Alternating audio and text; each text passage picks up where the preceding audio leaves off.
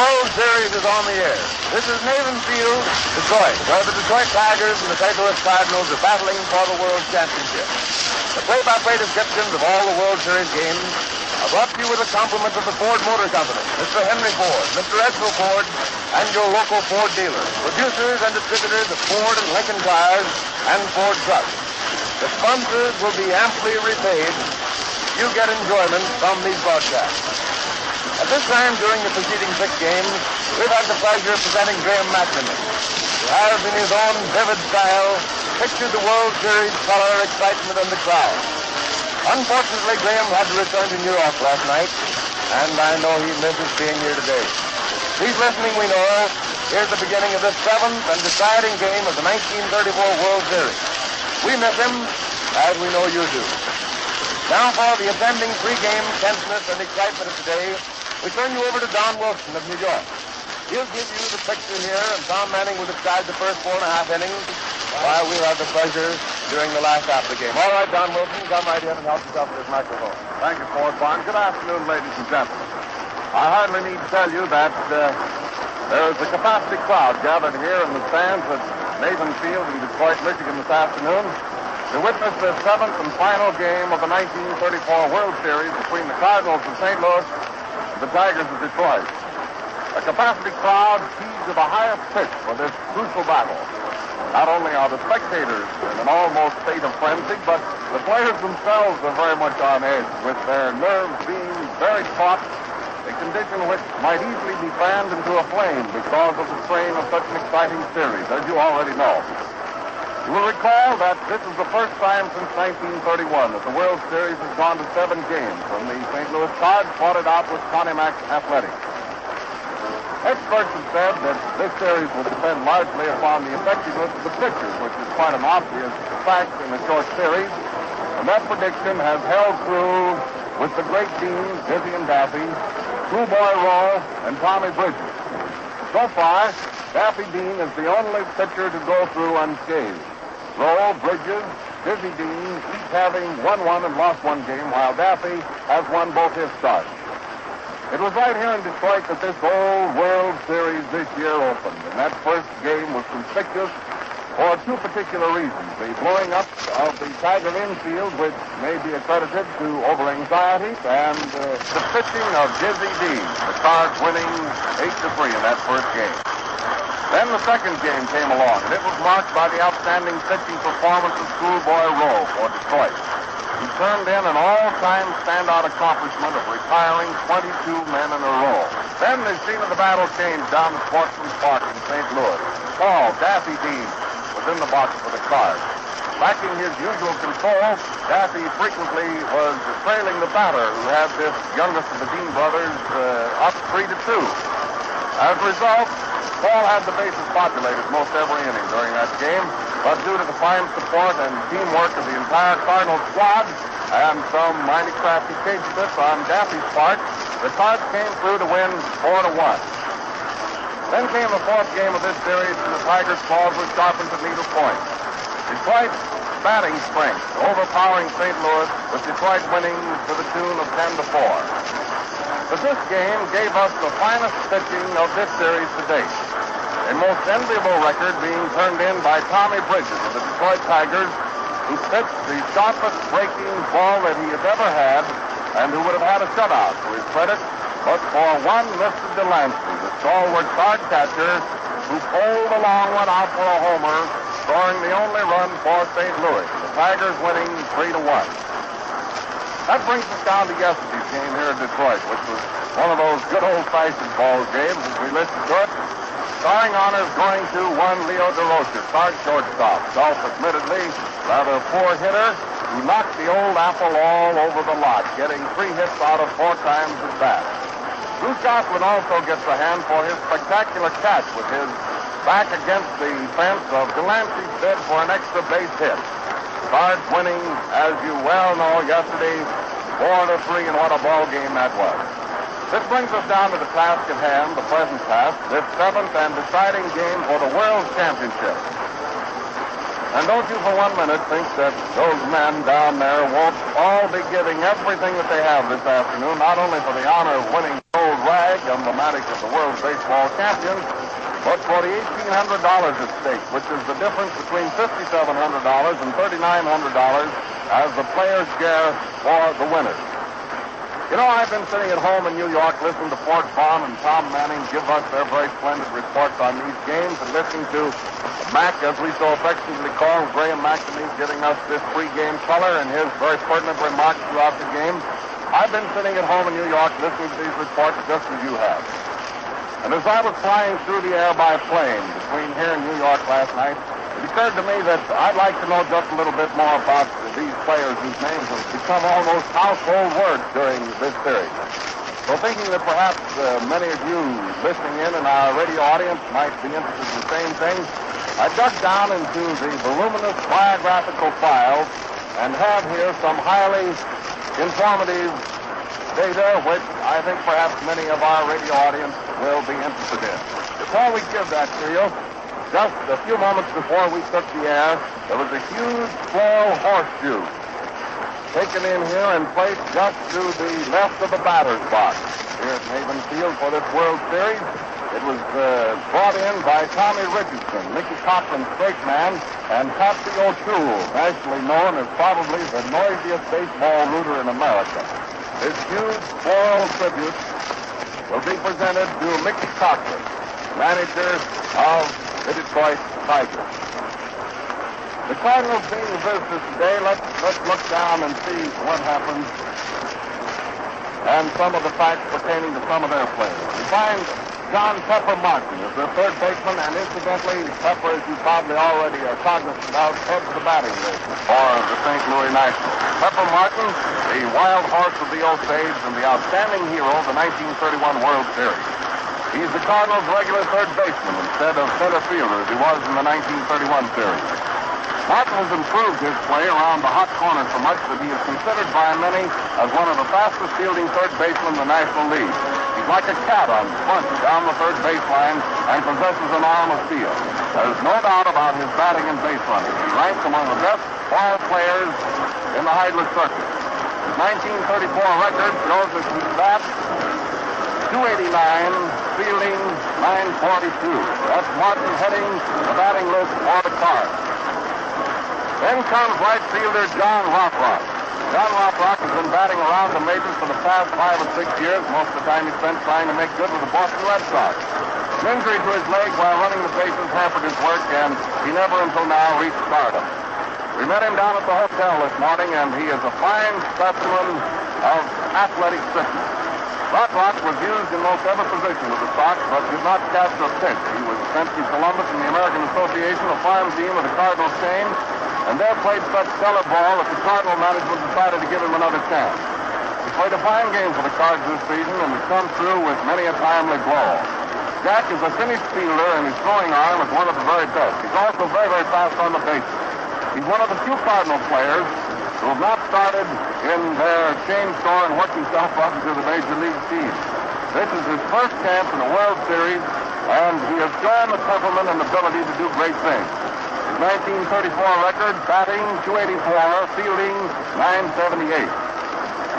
Then we come to Frankie Frase, second baseman and playing manager for the St. Louis Cards. Frankie was made manager of the St. Louis Cardinals and said that he would instill the McGraw system of playing ball in the Cardinals scheme of things, and so far he's carried it out to the letter. First, you know, was a member of the Giants for 8 years, and in that time he absorbed all of McGraw's methods. He has his teammates on their toes to insist that they take an extra base every time there's a possibility of making it. Frankie's a great believer in the hit-and-run play, which made McGraw one of the most feared managers in baseball. The Fordham Flash may not be as colorful as the old Giant manager was, but he's very, very close to it. Frase is one of the greatest money players ever to take part in the World Series. His ability for making seemingly impossible plays and playing bang-up ball when the going is the toughest seems to be one of Frankie's main points. He's not suffered in all his around play since he took over the managership of the St. Louis team. His 1934 record, batting .306, fielding .971. Then we have at left field, Joe Ducky Wucky Medwick. Ducky Wucky Medwick, the slugging young Hungarian of the Cardinals, is one of the hardest hitters in the National League. He gave promise after his first season in the majors in 1933 of being a coming star, and he remained among the first 5 batters most of the season, but a slump dropped him from that select circle. Hendricks is one of the leading extra base hitters of the National League and one of its leading run scorers and batter in of runs. He has a great throwing arm and covers a lot of territory in that old left field garden out there. Hendricks has never failed to hit below the 300 mark in all the 6 years that he's been playing in the minor and major league baseball. He makes his home in New Jersey and first began playing semi-pro ball around that section. The Cardinals picked him up and played with them with their farm in 1930. Let's listen to the Star Spangled Banner.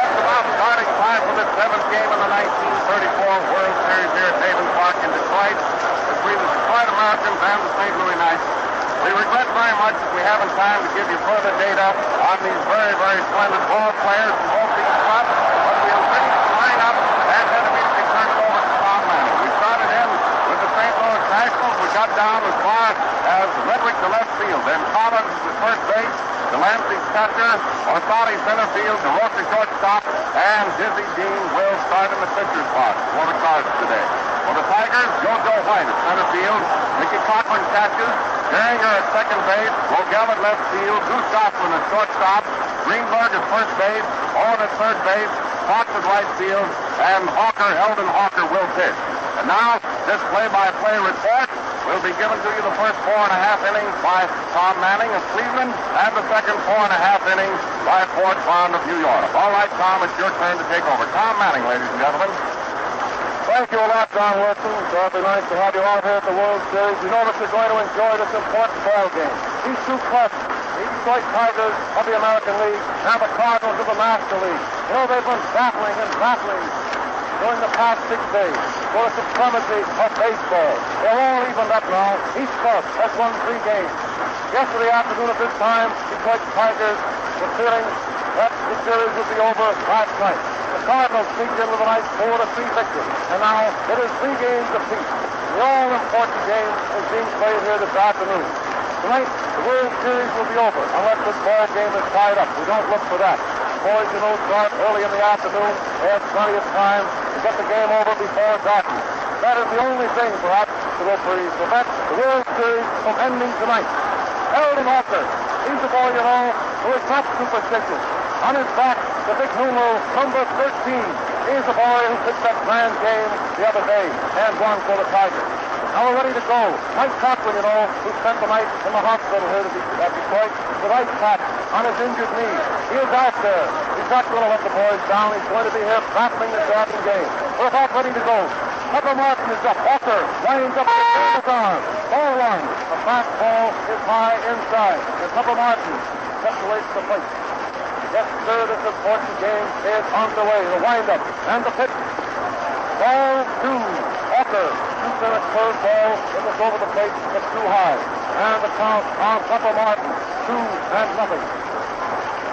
Oh, and a curveball goes short. Going a second. Greenberg first. The windup, the pitch. Ball. Another curveball is low outside. And the count on Pepper Martin. First hitter of the afternoon is 3-0. Hank Greenberg takes a few steps over toward the pitcher, yelling words of encouragement. Walker taking his time, and now the windup. Ball 3. The strike, ball. A turning fastball is right down the alley, dead high. Harry Geisel behind the bat. There's the first. Owens at second, and Clem umpiring at third. The pitch, 3-1. The strike, ball. 3-2. Yes, sir, the fans are really pepped up this afternoon. Another capacity crowd here. The sun is shining brightly. There's a wind blowing in from right field this afternoon. 3-2 is the count. And here it is. He's out. And missed. John Pepper Martin. Boy, that was pitching. Yes, sir, that was pitching. This old ball game with everybody's nerves on edge. Eldon Walker just as cool as an iceberg. Gets the count 3-0 on the first hitter, Pepper Martin. He then stuck 3 of them right down the alley, and finally with a count 3-2, Pepper Martin swung and missed. One gone, nobody on. Rock up. The pitch. It's a strike. Ball. Eldon Walker had plenty on that one. Here's the windup again. It's a drive into center field, a base hit. Right is going over the ball. Is hit into left center field. Rothrock is rounding first. The throw. Rothrock to second. It's a double. Jack Rothrock nailed that ball. A scorching line drive into left center field with Jojo White going back fast. He knocked the ball down, and before he could pick it up and get it back to the infield, Rothrock was on second base. A two-bagger for Rothrock, and manager Frankie Frisch is coming up. Umpire Harry Geisel delayed proceedings for a moment to brush off the dish. Harry Geisel, you know, the boys are all very much satisfied with the ball and strike decisions of all of these umpires. Here we go now, ready to go on Frisch. One gone, runner on second. Ball 1. The hook ball is high and outside. It's the first inning. Rothrock on second. The pitch. The high fly ball out into short center field. Rogel going back. White coming in. Rogel has it. 2 out. Rothrock on second.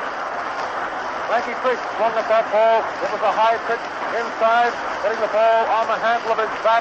And Jojo White, Billy Rogel were off with a crack of the bat. Rogel turning around and making a neat catch for out number 2.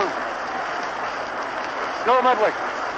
Joey Medwick, the Cardinal left fielder, is up. A right-hand hitter. There's the stretch. And now the pitch. It's a ball. A fastball is inside. Medwick pulls away from the plate. First inning in all. Cardinals batting 2 out. Jack Rothrock on second. The result of a double. Ball 1 on Joey Medwick, the hitter. The pitch. The high infield fly ball. Going back a third base with Owen going back fast. He has it. And that's all for the St. Louis Cardinals in the first inning. No run, 1 hit, and no error. Ford Barnes. These World Series broadcasts are brought to you through the courtesy of the makers of the Ford V8. And here in the Cardinals half of the first inning, Martin came up. The count went to 3-2, and then he went down swinging hard beyond the strikeout route and took that long walk back to the bench. Jack Rothrock followed him in the batting order, banged one out into left center field for a 2-base hit. He rested happily down on second, and Frankie Frisch came to bat. A high fly to short left center. Rogel went back on the grass under it and had it in the pocket for the second out. 2 out, 1 on, and Medwick up. Medwick fouled one high behind third. Owen went out fast under it and took that one in the net. No run, 1 hit, no error. And the big 0 hangs in the first half of the first inning for St. Louis on the scoreboard out in right field.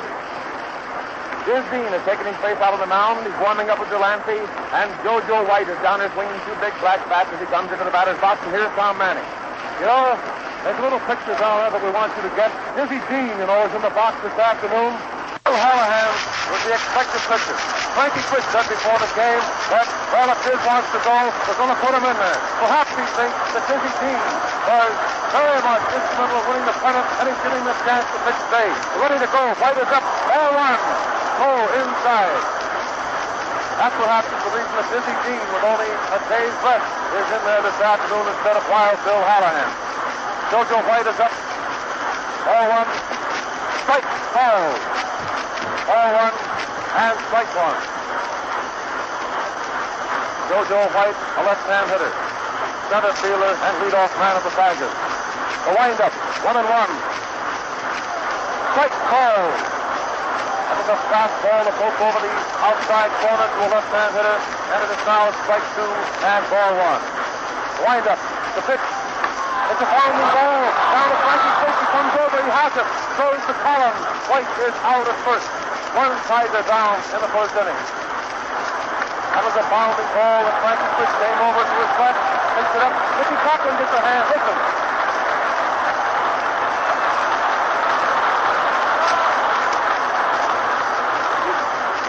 Manager Mike Cochran. There was a lot of doubt here in Detroit last night as to whether or not manager Mike would be able to play today.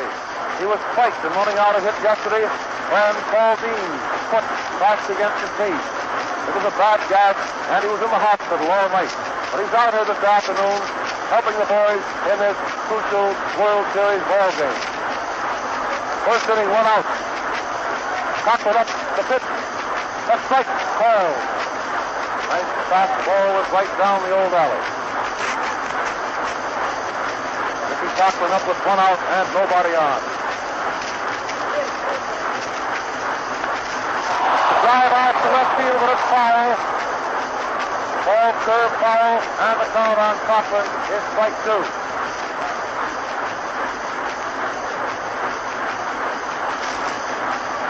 Mike Cochran is up, and Gehringer will be next. Jerome Dizzy Dean. Strike two, the windup. Coming. It's a ground ball down second. Fink comes up with it. Throws to Collins. Cochran is out. Two outs. Nobody on. Gehringer coming up. Gehringer is getting a nice round of applause. Charlie Gehringer, you know, living up to his reputation of the past. Quiet fellow. Just in there playing his best all the time, and his best is good enough. Two outs, nobody on. The pitch to Gehringer. The high fly ball out toward left field. It is curving foul with everybody after it. Nobody gets it. Ooh, Joey Maverick was almost injured that time. He came over fast, and his side bumped into the concrete barrier in front of the boxes out there back of third base. He ran all along the gutter. He didn't fall down, and he's all right going back out to left field. Charlie Gehringer was taking no chances on that ball. He had rounded the second base and was on his way to third. The pitch to drive deep into right field. Walfox is going over near the line under it, and he has it. That's all for the Tigers in the first inning. No runs, no hits, no errors. No runs for Jeff Ford. Yes, sir, Tom Manning. No runs as yet. Two of those zeros now hang out on that right field scoreboard. St. Louis, nothing. Detroit, nothing. As we end the first inning of this important ball game. Important, yes, sir, the seventh and deciding game of the 1934 World Series. For these teams battling the Detroit Tigers and the St. Louis Cardinals, tied up at 3 games each. And here's what happened in the Tigers half of the first. White came up, bounded to Frisch, and he was out first to Collins. Cochran is back, grounded one hop down to Frankie Frisch, who stopped it, winged it over to first base to Rip Collins, retiring Cochran. White and Cochran down, and Gehringer up. Gehringer finally, after banging that fly out over third base and curving foul, drove a fly out into right field, and Glassrock took it for the third out. No runs, no hits, no errors. Now we have the fifth man in the Cardinal batter coming up. Coming to the plate here in the second inning, and Tom Manning to give it to you. All right, Tom. It's Rip Collins, the Cardinal first cracker, left-hand batter. Held the Walker. Right-hand submariner is in the box. The windup. The pitch. He swings and it's a drive out in the left center field. It's a base hit. Collins rounds first. White has the ball. Puts it into Rogel. It gets past Rogel. Gehringer backing up. Recovers the ball. And Collins stops at first. A single. Line drive out to JoJo White, but he took on the bounce. Got away from Rogel on the return, but Gehringer was backing up. That's the second Cardinal hit. Bill Delancey, the catcher, is up. The pitch. Ball one. A fastball is smacked into Cochran's glove. Bill Delancey pulling away from the plate, and it is ball one. First pass of the second inning. A foul back. Strike. Ball one. Strike one.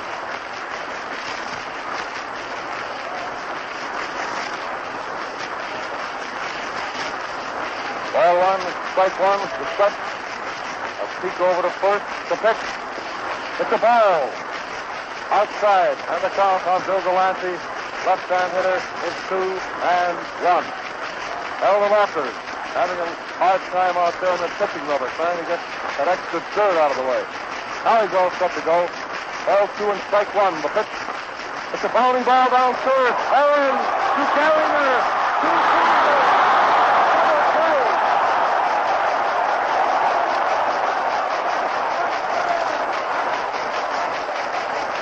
And here's that play again with Collins on first.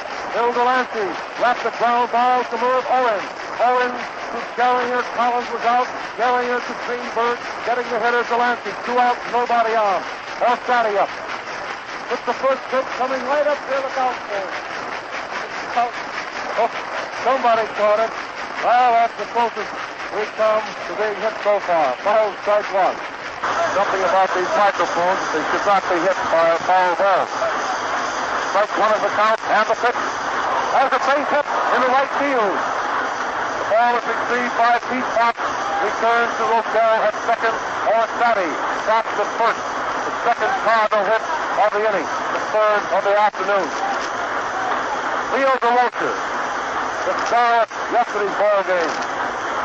Brilliant shortstop yesterday, and Leo had 3 base hits, all just close the outfield. Elstady on first, DeRocher up the pitch. Strike, call. DeRocher back to right-handed. There's the stretch. A peek at first. Coming. There he goes. The player's at second base. He is out stealing. Elstady is out stealing. Cochran to Gallagher. A run. 2 hits and 12 errors in the first half of the second inning. Ford. Collins, the first Cardinal batter up in the Cards after second. That one into center field over second base for a clean single. Delancey, Bill Delancey, fancy catcher of the St. Louis Cardinals, grounded one down to Marv Owen. Owen took it, shot over to second where Gehringer had it, winging it down to Greenberg for a double play, wiping up the bases, 2 out, and Elstady coming to the bat. Elstady grounded one into right field for a single. He was on, and Leo DeRocher, who came up yesterday, got 3 out of 4, and was up there swinging that bat hard. And Elstady started down to second, and was out on the plug down there from Mickey Cochran's wing, retiring the side. No run, 2 hits, and no errors. Now we come to the fourth batter in the Detroit Tigers lineup as they come up their half of the second. It's the Goose. Goose Goslin stepping up to the plate now, and here's Tom Manning coming in to give it to you. All right, Tom. Dizzy Dean is on there kicking some more of that dirt around the pitching rubber as we prepare to go into the Tiger half of the second inning. No runs as yet. A wind-up. Goslin hitting. First ball is at Cole Hopper down first base. Collins takes it, tosses to Dean. He's out. Collins takes the ball, and Dean, Dizzy Dean, covered the bag, taking the throw and getting the put out. 1 gone. That was a lazy, bounding ball that Collins handled. Next hitter will be Billy Rosell, the little shortstop of Detroit Tigers. Billy is batting left-handed this afternoon against the right-hand slant of Dizzy Dean. Here's the windup. 1 gone, nobody on. Long one this time. Here comes. As a bounding ball down, short DeRocher is in fast. It's pinched. He's safe. That was a bounding ball that DeRocher came in fast for. Threw the ball in the dirt. Collins knocked it down, and it is scored as an error for shortstop DeRocher. Rosell safe at first on DeRocher's error. Greenberg batting. Big right-hand hitter. Last half of the second inning, 1 out, and Rosell is on first. There's the stretch. And the pitch. Strike. Ball. That was a hook ball. This tipped the outside corner of the plate to Hank Greenberg. Greenberg has his jaws set down there this afternoon, swinging that bat up and down. There's the stretch and the pitch. Strike. He swings hard and misses. And out it's 2-0. Hank Greenberg is ready. Third baseman, Herb Owen, is next. Rosell is on first, 1 man out. Dean is pumping his left foot up and down out there on the rubber. There's the stretch now. A peek at first, and the pitch. A foul back. And the count remains strike 2. Up is tossed out a new ball. Umpire Harry Geisel. Bill Delancey walks 7 yards out toward the pitcher's box. And then crosses it to Dizzy. Dizzy takes his glove off. And first looks out toward center field. And now he's looking in at Hank Greenberg.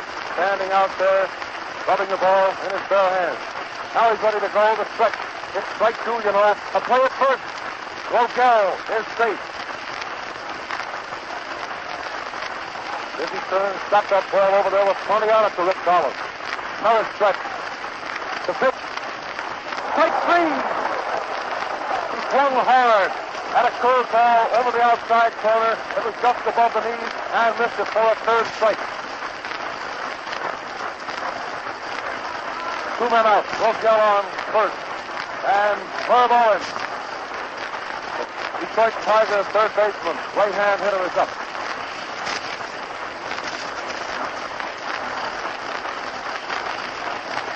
No runs as yet, you know. There's the stretch, the pitch. The bounding ball down to Pepper Martin. Martin comes up with it, throws to first, forcing Rogel at second for the third out. No runs, no hits, 1 error, Ford Bond.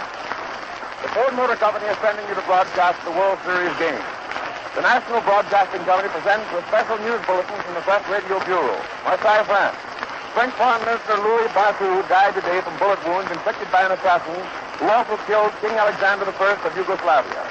It was first reported that Bassou's injuries were not serious. At Paris, the French cabinet has been hurriedly called into meeting to take action on the assassination of King Alexander of Yugoslavia. A grave European crisis is feared. Crown Prince Peter, 11 years old, the son of the slain king, probably will be proclaimed king within a few days. These bulletins are from the Press Radio Bureau. For further details, read your newspaper. Here we are now, going into the first half of the third inning. Out on the mound, Eldon Alter is warming up with Mickey Cochrane.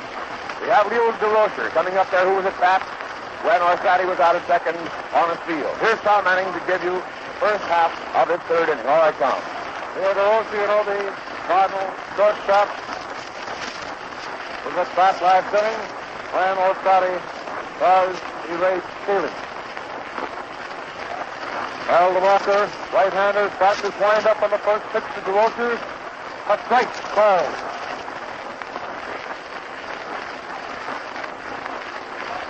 There's the wind-up again. Ball on, a fastball is high inside. And the count on DeRocher is 1-1. Ball 2. Hawker's third ball was low and 20 outside. 2-1. Ball 2 and strike 1. Hawker walks out of the box towards second base. Now he's in there again. The wind-up. Strike called. That was a third ball right over the heart of the plate, and now the count on DeRocher is 2-2. Ball 2 and strike 2. Has a drive out into center field. White going over a little bit under it. Waiting. He has it. 1 man out. Leo DeRocher, the Cardinal shortstop, fires to JoJo White. This hand is for Dizzy Dean.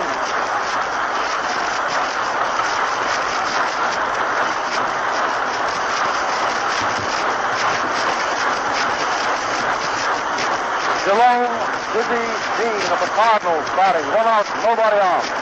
Coming. A ball up and back. Dizzy Dean let his bat slide out of his hand, and it rolls clear down past the third base bucket. Swung at that ball and fouled it off. Now the coach is swinging it back. Dizzy walked halfway down to get it. Shaking his pitching hand that time, with the bat snapped out of his hand and probably stung for a moment. Dizzy gets a big handful of dirt, rubbing that old bat around there plenty. Much as to say he's got a real grip on it. Going. Another foul bat, strike two. The big boy is taking a lazy swing at that ball. That time he reached over the outside corner for a bad pitch. Thus swung rather leisurely at it. And the count is 2-0. Here's the windup. Strike two on Dizzy Dean. Back one out into left field. Looks like a base hit. It is a base hit. Dean is rounding first. Gosler has the ball. Dean is going down. It's going to be close. It is close. He dives in. He's safe. A double for Dizzy Dean. Going up at 20, close to second base. But Gosler returns to Rosell. Boys just a little bit on the pitcher's box side of the bag. And Dizzy Dean stood on the other side with a nice hook slide. And he is safe, getting a two-base hit. Took a long, slow swing at that ball, just cut it right, and pumped it out to left field for two bases. Pepper Martin coming up. Last time up, Pepper struck out. There's the stretch and the pitch. He rocks one out to left, it's turning foul. It is foul. Strike one. Boy, those two umpires, Bill Clem and Harry Geisel, were certainly out there in position to see that one.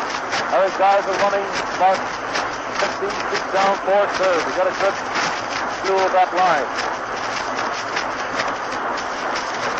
Strike one on Pepper Martin. There's the flex and the pitch. Ball one, the fastball inside, and the count is ball one, strike one. Greenberg is playing back. So is Owen. They're not expecting it. The bunt. Ball one, strike one. Ball two, the curveball is outside. Never can tell what this Pepper Martin is going to do, you know. One man out, and Dizzy Dean is on second. As the bounding ball down first, Greenberg has it. Walker covering. He's safe at first base. Walker coming over slow, and Pepper Martin beating by an eyelash. There's a bit of an argument going on down there at first base with Gehringer has his hat off, standing there. Gehringer, you know, is seldom in the argument. He probably said, looked like we had him. But Walker and Greenberg both talking to Dean Jordan. But Pepper Martin gets it out. So it will be scored as a base hit. That puts Dizzy Dean on third base. Now we have runners on first and third. No runs in his effort. One man out. And Jack Blacklock, the Cardinal right fielder, left-hand batter coming up.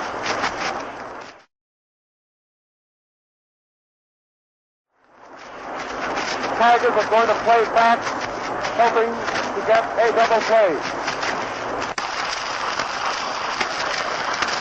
Gehringer and Rosell both playing deep.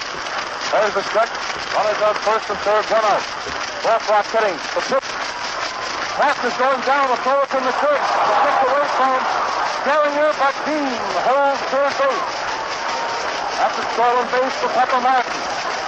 Mike Cochran's throw landed about 10 feet in front of Gehringer. Gehringer stuck up his left hand and batted the ball 15 or 20 feet away, but Dizzy Dean, the pitcher, held fast to third base. Scored out of the stolen base for Pepper Martin.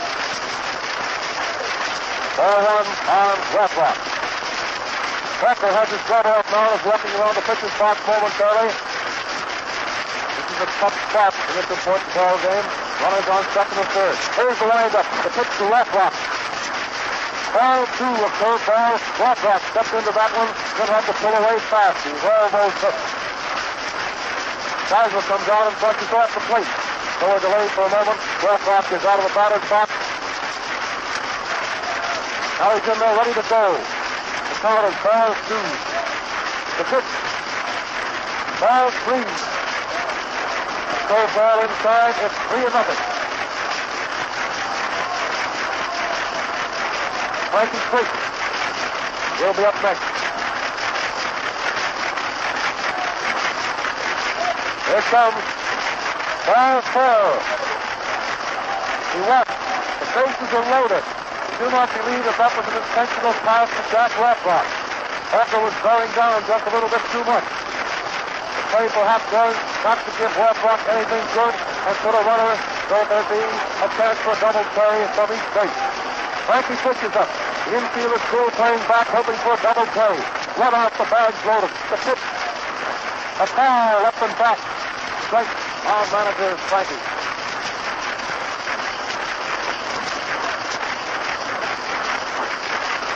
Here's the pitcher, Dean is on third base. Papa Martin on second. Jack Lathrop is on first. First half of the third inning, no runs. Scored as yet and come out. Here's the windup. Strike one. Foul. The fastball is inside. Frankie Fish pulling away and then leaning back on his back. Count is ball one and strike one.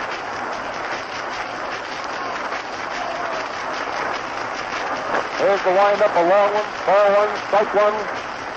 The high foul up and back into the stands, and a strike two.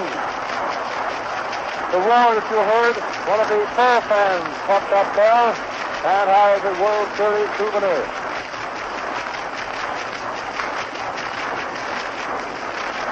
Strike two and ball one. The umpire Geisel has tossed out a new ball. Hooker is out there with his glove off and is blowing on his hands. Now he's in there ready to go. Strike two, ball one, bags loaded, one out. The windup, coming. It's the ball. Outside. With the count 2-1. Hooker had one to wait. He tried a curveball, low outside, and now it's 2-2. All two and strike two. Here's the windup. 2-2. It's a drive to right field. It's curving foul. Everybody running. Lathrop is around the third base. That ball landed about 3 or 4 yards outside the foul line, and the count on Frankie Freak remains 2-2. Lathrop is coming back to first rather slowly. Dean is on third. Papa Martin on second. Lathrop on first. One out, 2-2 on the hitter. Hooker getting the signal now. And here's that long windup. 2-2 the pitch. There's a smash into right field. It's a base hit. Jimmy Dean is coming across the plate. The ball gets away from back. Here comes Martin. Lathrop is on his third and coming in. Lathrop also scored. The throw is the third base. 3-0 in favor of the Cardinals. With the bag loaded, Frankie Freak drove a low line drive out to right field. Pete Fox coming over back. Batted the ball over the foul line and scored from third. Martin scored from second. Lathrop, who was a very fast runner, kept right on going and scored all the way standing up. It is scored as a two-base hit for Frankie Freak. It is now St. Louis Cardinals of the National League 3, Detroit of the American League nothing. Mike Conklin, Merv Owen, and Hooker are standing over there about 5 feet inside the foul line near third base, having a bit of a conference. With the bags loaded and Frankie Freak, who has played in a good many World Series, stepped up there, and after getting a count of 2-2, he fouled off several, and then finally nailed one into right field. The schoolboy roll, we believe, will replace Eldon Hooker. That is not official as yet. Schoolboy roll is coming in, is the warming up outside there under the grandstand, and we believe in a moment it will be official that Schoolboy roll will replace Eldon Hooker.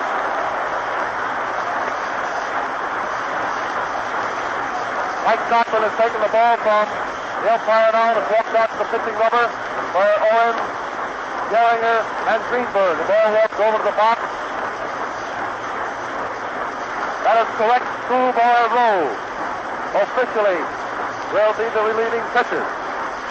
That all happened in the third inning, With one man gone, Dean pumped the double into left field. Papa Martin, then single, beat out and slow bounder down first, putting Dean on third. Papa Martin stole second, and Jack Lathrop took a base on ball, filling the bag. Frankie Freak then doubles to right field clearing the bases and making it the Cardinals 3, the Tigers nothing. This is the seventh and final game of the World Series. The boys have battled tooth and nail during the past 6 days. 2 games here at Maven Field, the next 3 over at Sportsman Park in St. Louis, and they returned here yesterday. The Cardinals won, forcing the 7th game, and here it is. Here in the first half of the 3rd inning.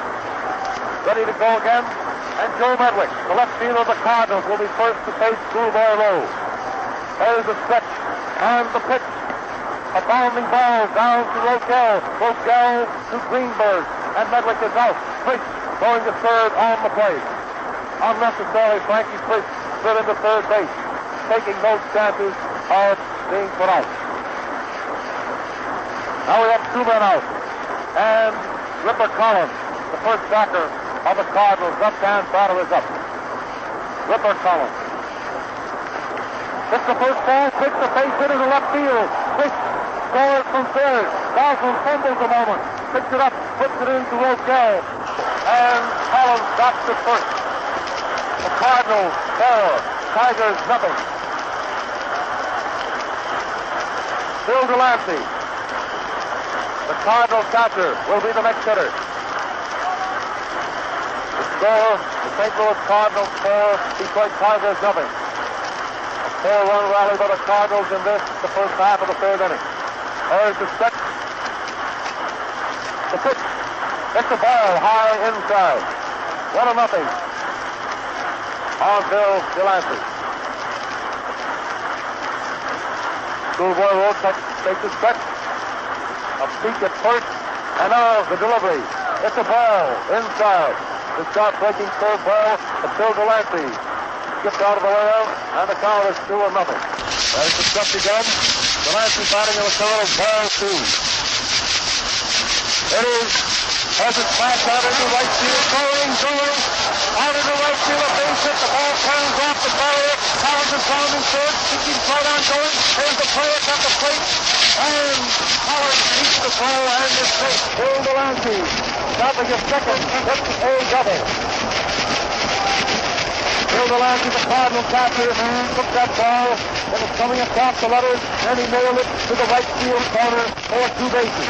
It is now the St. Louis Cardinals 5, Detroit Tigers 7. Schoolboy Rowe is now looking over the Tigers dugout. Here's 2 for the afternoon. We believe that Hawkscup will be the next pitcher. That is not official as yet. It won't be until he reports to the umpire. Keith Hawkscup, left-hand pitcher, is being announced as the official replacement in the box for the Tigers. The next hitter, the 9th hitter of the inning, by the way, will be Ernie Orsatti, the little center fielder. The umpire, Harry Geisel, umpire-in-chief behind the plate, is called play ball, and we're about ready to go. Hawkscup, you know, is a left-hand pitcher. Delancey on second of the pitch. It's a ball. A hook ball breaks inside for Ernie Orsatti, and the count is 1-0. Orsatti being the 9th hitter of this inning. Ball 2, a fastball that knocks Orsatti down. Picks himself up rather slowly, dusting himself off, and the count is ball 2. There's that long, slow stretch. And the pitch, strike called. With a count 2-0, Alan Walker with a fastball right down the alley for a called strike. Ball 2 and strike 1. Now the stretch. It's a high foul over and back to third. Owen going over fast. He doesn't catch up with it, and the count is 2-2 on Ernie Orsatti. Geisel rolls the new ball out there to Hawkscup, and then ducks the plate off. Marmon is getting back in position towards shortstop O'Gell with Bill Delancey returning to second base. First half of the 3rd inning, 2 men out. And the count is ball 2, strike 2. There's the stretch. And the pitch. Ball 3. Deeping curveball is outside. A near wild pitch with Cochran going out fast to get it. Guys will take one look at it and tosses it over to the Tiger dugout. 3-2 the pitch. All foul. Ohtani left. Leo DeRosa, the Cardinal shortstop, coming up for the second time in this inning. He opened this inning with a long fly ball in center field for the first out. Leo DeRosa, right-hand hitter, is up. There's the set. There's a base hit in the right field. Delancey rounding third base. The coach holds him up. The bag to Loader. That was a nice throw by back to Cochran. Bill Delancey had gone to third base, but the coach over there held him up, and now we have the bases loaded. Two out, and Dizzy Dean coming up. Here's something funny. Every one of the Cardinals has reached base at least once in this inning, except Joe Medley. Dizzy Dean comes off the bench rather slowly. That's a pretty stiff breeze blowing, just a little bit chillier here this afternoon. Dean took some time getting his jersey off. Back to Robertson off 2 outs. Dizzy Dean is up. The pitch. Strike. Foul. Delancey is on third. Ohtani on second. DeRosa on first. Here's the pitch. Has a high bounding ball down third. On is in fast. Picks it up and is unable to make a play. It's a big hit. Delancey crosses the plate, and Dizzy Dean hits safe at first. He pulled high with that ball, stopped it, to hit the edge of home plate, and bounded about 20 or 25 feet in the air. Dizzy Dean, you know, is pretty fast. Bourbon came in fast and saw that there was no chance of getting Delancey at the plate and no chance of getting Dean at first, so just hung on to the ball. That's the second hit of the inning for Dizzy Dean. The score now, the Cardinals 6, Tigers 7. Bases still loaded, 2 outs, and John Pepper Martin, Cardinal third baseman, will be next. We'll delay a moment while Dizzy Dean gets that white Cardinal red sweater on. Last time up, Pepper Martin single. In the first inning, he struck out. Keith Hackett, left-hander, is in the box. Dizzy Dean has it, sweater on now, ready to go. The pitch, ball on, fastball is inside. Pepper Martin pulls away. Count is 1-0. Here's the pitch. Ball 2. Fastball was over, but just a little bit low. Now the count on Pepper Martin is 2-0. He's the first Cardinal batter of the inning. Ball 3. Another low one outside. 3-0.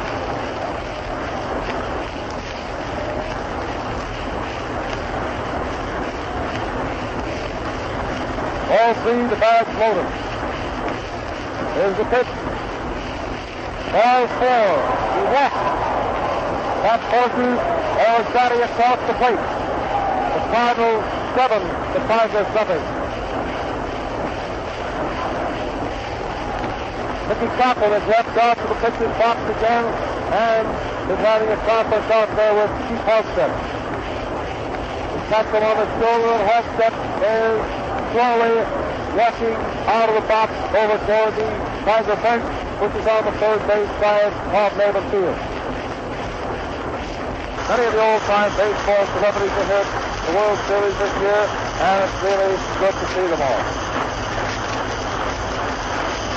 Outstanding among them, wherever it goes, is the one and only Babe Ruth. We're going to give you a few of these facts now because the next Tiger pitcher is not walked out as yet, and apparently now it'll be some moments before he does. Babe Ruth, you know, is sitting here in the press box. Word has gone out through the newspapers that Babe Ruth will not sign a contract to play ball next year, but that he will sign a contract to manage one of the clubs. We believe that Tommy Bridges is coming in to be the next pitcher. So many old familiar figures, among them some of the umpires. Dick Mallon was working at the Junior World Series this year. Also was here to witness two of the fine ball games. Boy Van Grafflin, formerly of the American League, is also around this morning. Chris Speaker, perhaps the greatest center fielder of all time, is here. Eddie Collins, there's another name that comes to it. Nap flies away of the Indians, formerly the Cleveland Nats, and Eddie Collins, you know. The experts will tell you that they were two great second batters. Eddie Collins is here perhaps trying to buy some outstanding ball players for Tom Yawkey of the Boston Red Sox. Tommy Bridges hit that great game for the Tigers.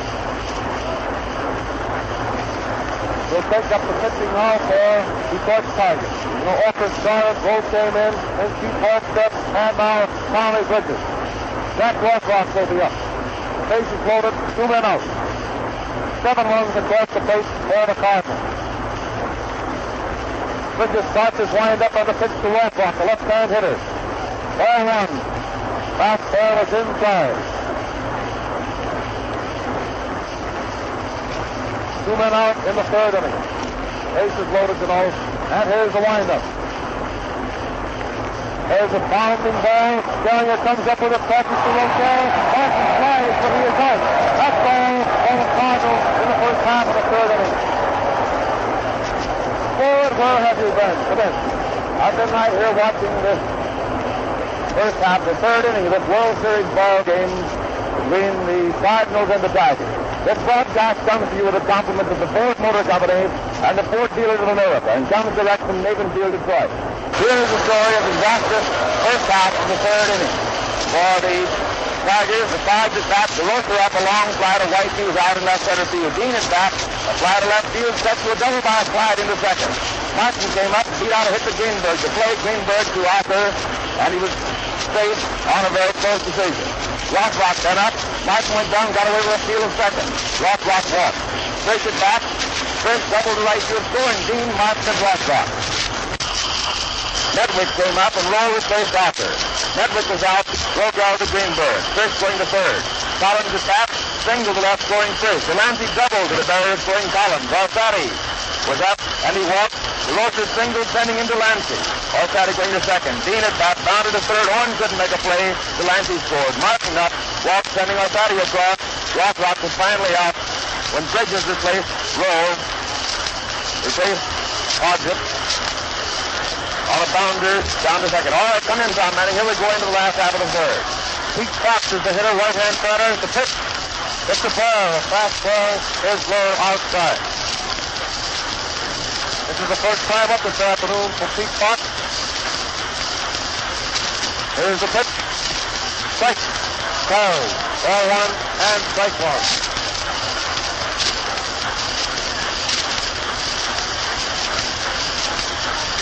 Ball 1, strike 1. Dizzy Dean, you know, has had a long rest. Here's the pitch. A fire up and back. Strike 2. Fox is up and Tommy Bridges on deck. Dizzy Dean has his glove off and breaking that ball. Pete Fox, the right fielder of the Tigers, and the count is strike 2 and ball 1. The windup. And the pitch has a drive out in the center field. Orstati moving on a little bit. He's under it. He takes it. Pete Fox nailed that fastball and drove it on a line out to Ernie Orstati, the Cardinals center fielder. 1 gone in the final half of the third inning. Tommy Bridges coming up to the plate. Tommy walking up there rather slowly. And he steps into the batter's box. Dean getting a signal from Bill Delancey.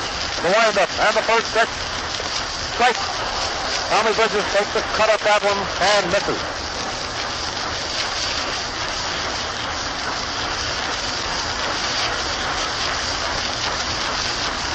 As a ground ball to Chris. Chris knocks the ball down. Picks it up close to Collins and Bridges is out. That was a hot smash. It's terrible at the knee of Frankie Frisch, Cardinals second baseman. Rolls 4, 5 feet away. He pounced on it, puts it over to Collins, and Bridges is out. The Tigers have batted around. And White coming up for the second time. Jojo White, the Tiger center fielder. The first pitch. Foul up and back at third base. Strike one.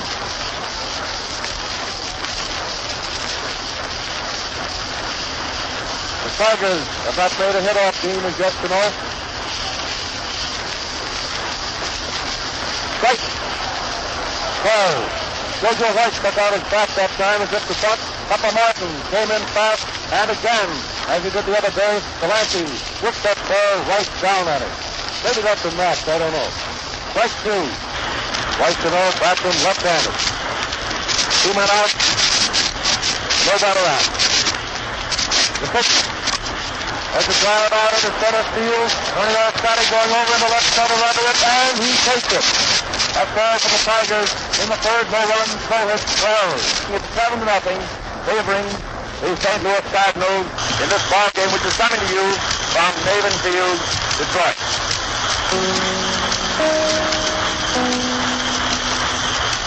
This is WMAQ, the Chicago Daily News Station. Ready for the first half of the fourth inning. So you know the Cardinals 7, the Tigers nothing. And Frankie Fritz, the Cardinal manager, will be first up in the final half of the fourth. Tom Bridges, you know, the right-hander, is in the box for Detroit Tigers.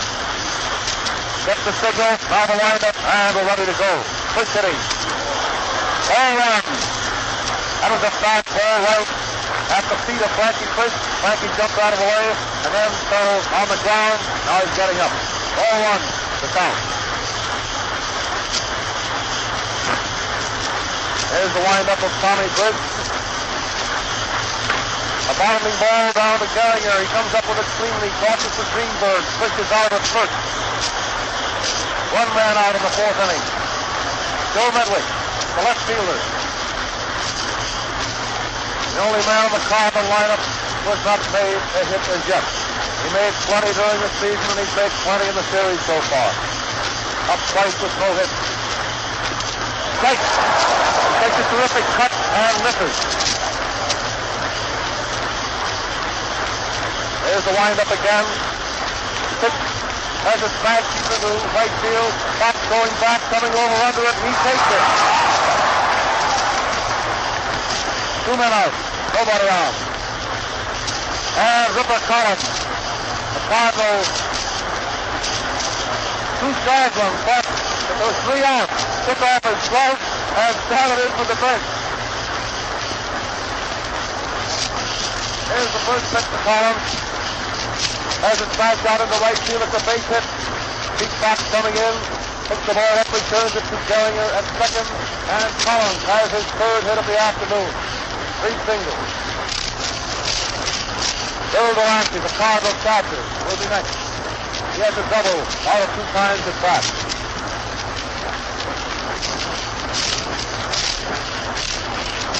Bill Delancey bats him left-handed. Here's the pitch. It's a ball outside.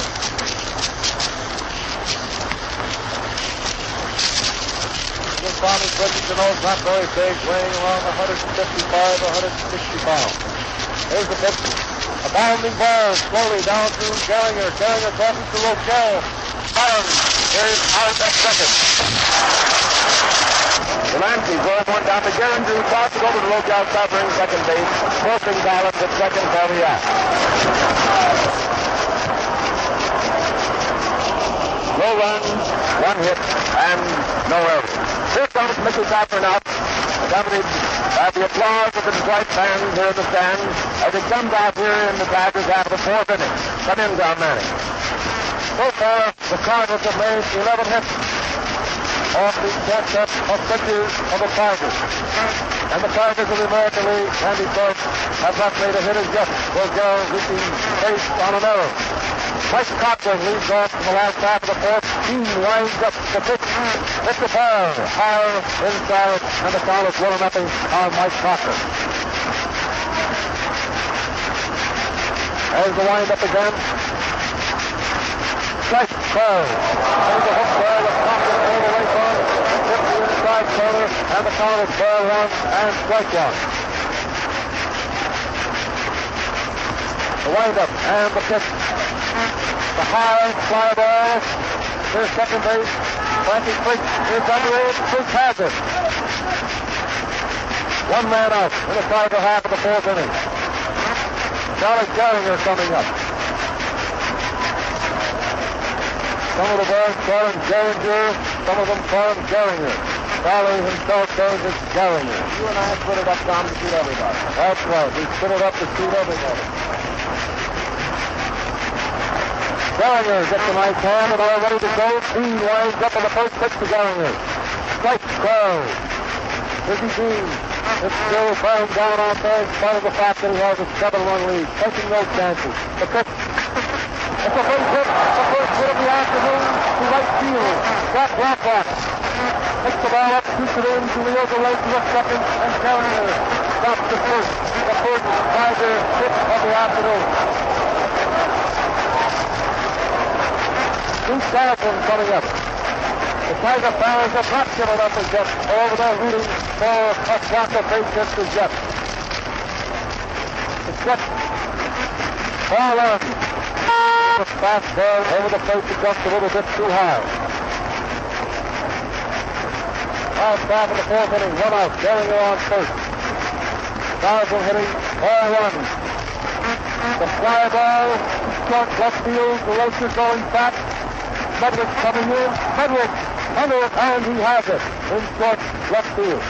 2 out. Gehringer on first. Billy Rochelle. He's short shortstop. Who's hitting left-hander this afternoon. We're back next. Billy Rochelle.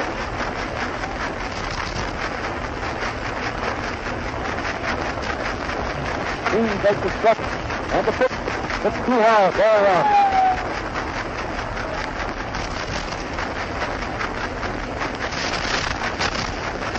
Dizzy Dean is out of the box, looking in there, getting the signal. Now he pulls the slab. It's set.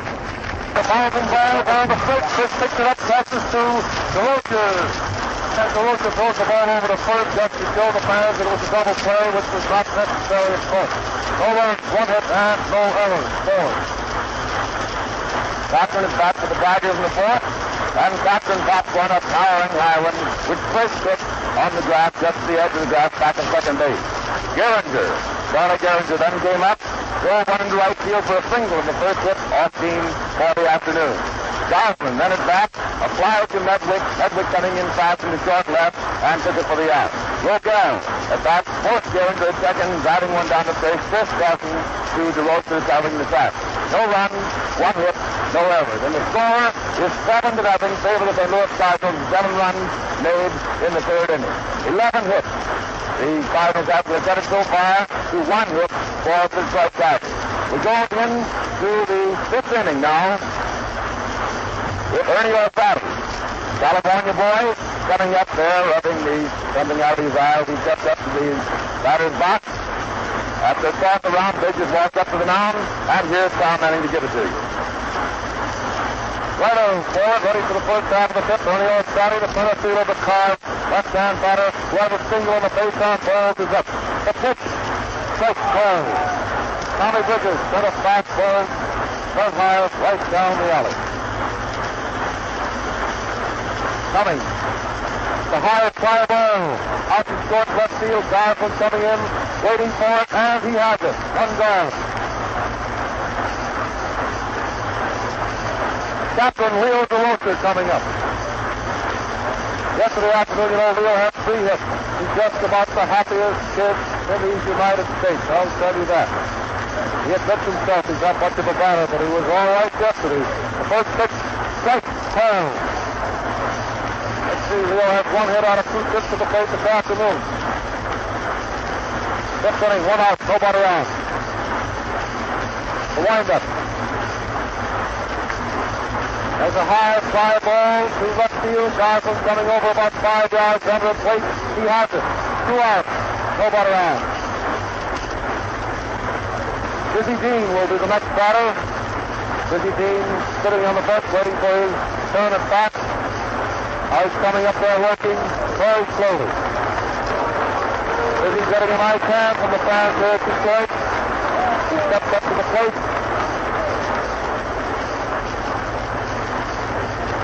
The paper flying around down there in his shortstop.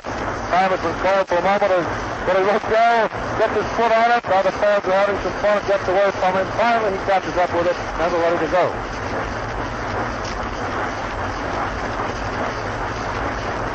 First half of the fifth inning, the Cards 7, Tigers nothing, 2 outs, nobody on. Dean is up, and the pitch. Strike, Green, takes a terrific cut, and the roar of the crowd comes up as he swings all the way around, pivoting, and then falls to the ground. Here's the pitch again.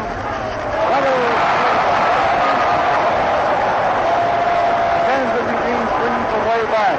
I think he's trying to please the crowd. Now he doesn't care. They're getting a kick out of it. 2 strikes to Hader.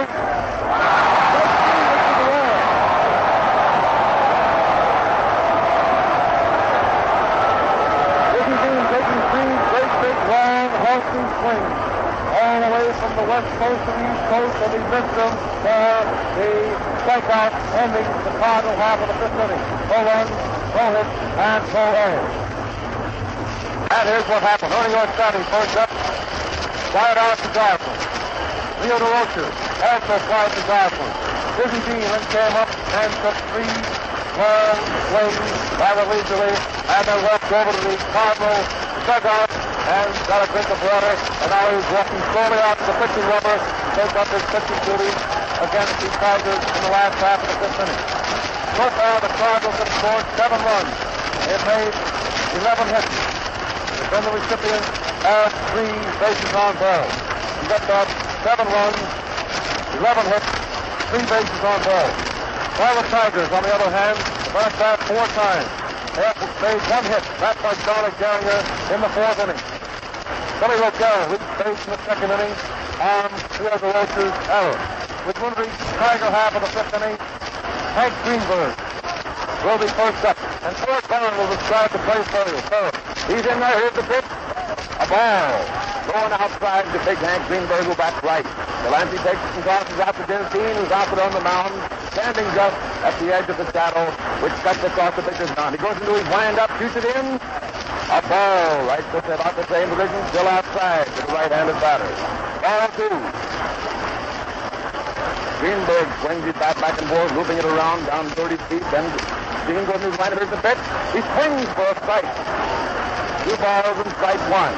That's the count on Big Hank Greenberg, first batter for the Tigers here in their half of the 5th inning. The score 7-0 favor of the St. Louis Cardinals. Dean out there with his foot on the rubber, gets the signal and goes to his wind-up. Here it is. He smacks one out at the first hit into right center. Comes on down the first for Green. And Jack Rothrock who shoots it into first. And Big Hank is down on first base here. Single to reset it. Marvin Owen. Marvin Owen of San Jose, California. 2 up there at the batter's box net. Delancey has walked out and handed the ball to Dennis Dean, a new one, and he's rubbing it off, breaking the cover to get it to Judy. Rubs his foot across in front of the rubber. Reaches up a throw there and walks over. Puts his foot into it, glances on Greenberg at the pitch. A ball outside to Marv Owen, who's batting right. Another collegiate boy, Marv Owen. He's down there batting now with 1 on. Nobody out. Here's the pitch. He bats one high out into right center. Rothrock goes back under it and has it in the net.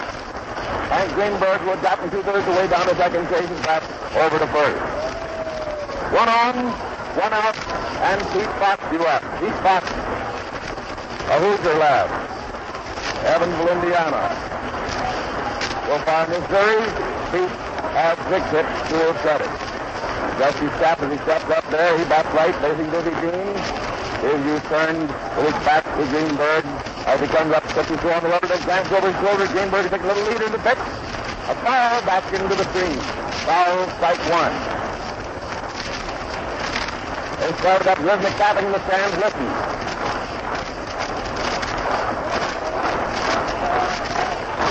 Dean gets the signal, steps up on the mound, goes into his set, glances over, and here's the pitch. The swinging strike through. Missing it cleanly. A Hoover on what Dean put across there then. The Lancey shot was down there, gave the signal. Wind up in the step. Here it is.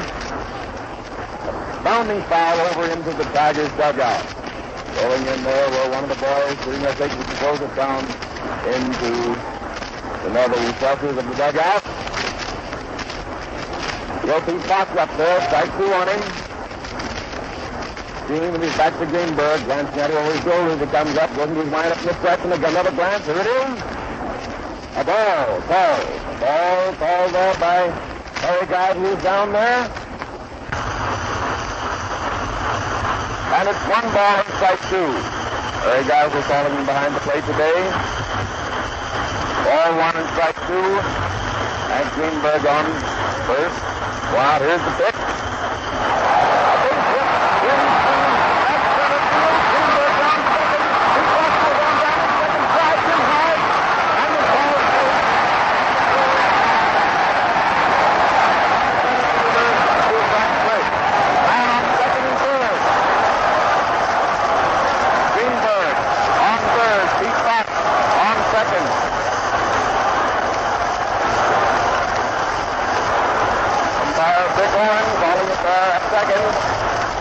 Fox has got it up.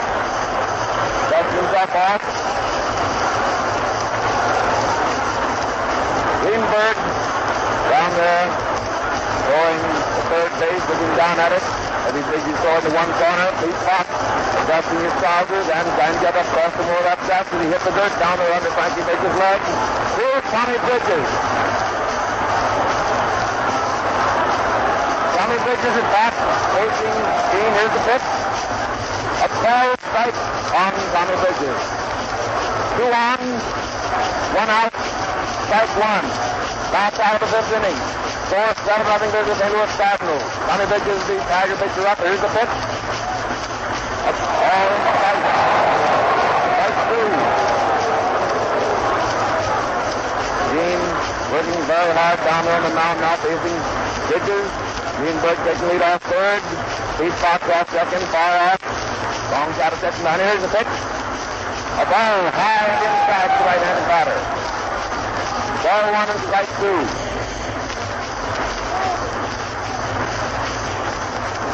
Dizzy grabs his shirt and his trousers and pulls at the red peak of that cap. Very cap with a flaming cardinal peak. Goes to his lineup. Here's the pitch. A ball strike and Bridges turns across the line. They got passing his bat ahead of him. Bridges of Gordon's base on a 2. Replaced now by Jojo White. Lands to Georgia. Red Oak, really? He gives, as the place he starts to come in this world. Jojo walks in there now, trailing his bat behind him. He bats left. Dean has walked out again. Again is pulling at his belt and his cap. Taking his shirt and trousers, looks around at Pete Fox. Also over Greenberg on third. Stands there throwing the rubber, watching the Lancey for the signal. Stands there motionless. Dean takes off. Net out there, grabs his hand, then steps back off the rubber, comes up to it again, hitches his trousers, goes into his lineup there, Fox. Here's the pitch. A boundary, down to second. Here's the pitch, and shoot over to Collins for the out. Retiring the side. Come in, Tom Manning. Well, that was a play by DeRosa again, a brilliant play. The runners on second and third for that out. Hank Greenberg is post up. He swings to right center. Bob Owens ends on a hole of 1 and hit it squarely toward right field. As we told you, that wind is blowing into right field this afternoon, and it blows up there up. And that's where the Blackhawks could get under it and make the catch. Pete Fox then dropped the double to left center. Heads up, face running, and a beautiful backslide beating is going to the infield. Greenberg back to third.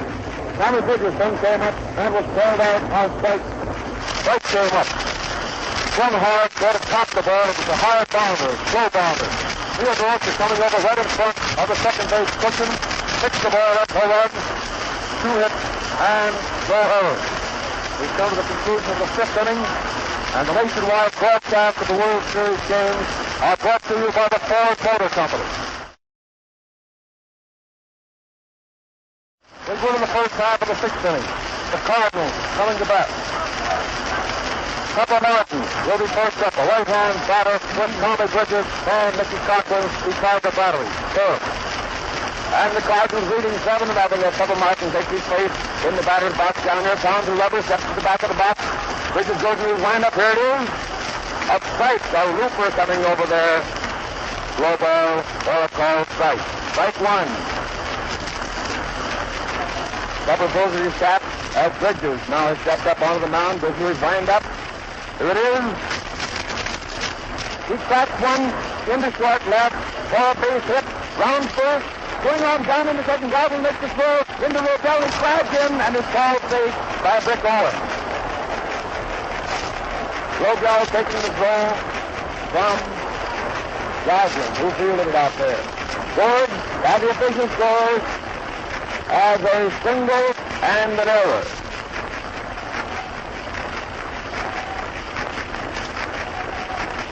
The error on the field. Here's the pitch to the next batter. Jack Rothrock is up there, and it's a ball. Flag and outside to the left-handed batter. Pepper Martin down on second. Bridges goes to his stretch. Here's the pitch. He starts to fly out into left center. Goslin's over, under it, and has it for the out. Pepper Martin starts to go down with Goslin, wings it in to Marv Owen, and Martin is held on second. One out, one on, and Frank Straits due up at the plate.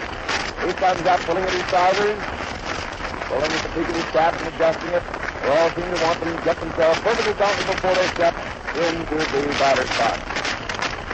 Frankie always takes himself a little toe, hold his left foot and he steps up there, swings his bat back and forth and got him a couple of times, up and down, and places back on his shoulder.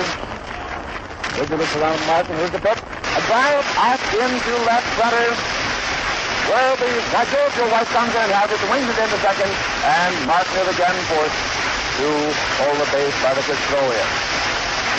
Toss around for the moment to Greenberg, and he wings it over to Bridges. Joe Medwick follows straight. He's in there now, facing, batting right. Martin down on second. Has no hit. He's got the second. Here he is. A foul strike on Joe Medwick. First ball delivered to him. The only man in the Cardinal lineup without a hit who's got the captain. Here's the pitch. He swings hard and drives one high out into deep right center. Bounds off the barrier. He starts escaping around second. The runner is in. He goes on down to third, the relay, and he's safe at third base. Ralph roars as he runs into third baseman, covering the ball.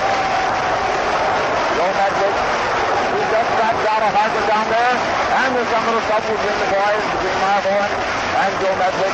He came in hard in that bag, pushing the third baseman away from the third bag. Between them. Medwick is standing on the bag. The coach, Brad Perkins, gone over between the boys. There's to be a little hard feelings down there for the moment. Got a discussion down there on third base as to who did what to who.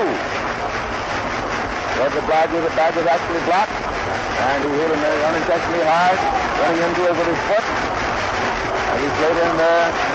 Rodell had got the relay in complete box. Well, his team just backed it up down there without any misunderstanding. They thought he was out on the back, cutting the boys. Everybody's friendly again. One thought the other was just doing too many bad things to him, and it looked to a moment as if he would have some really excitement down there on third base. But they seem to have backed it up, and Medwick,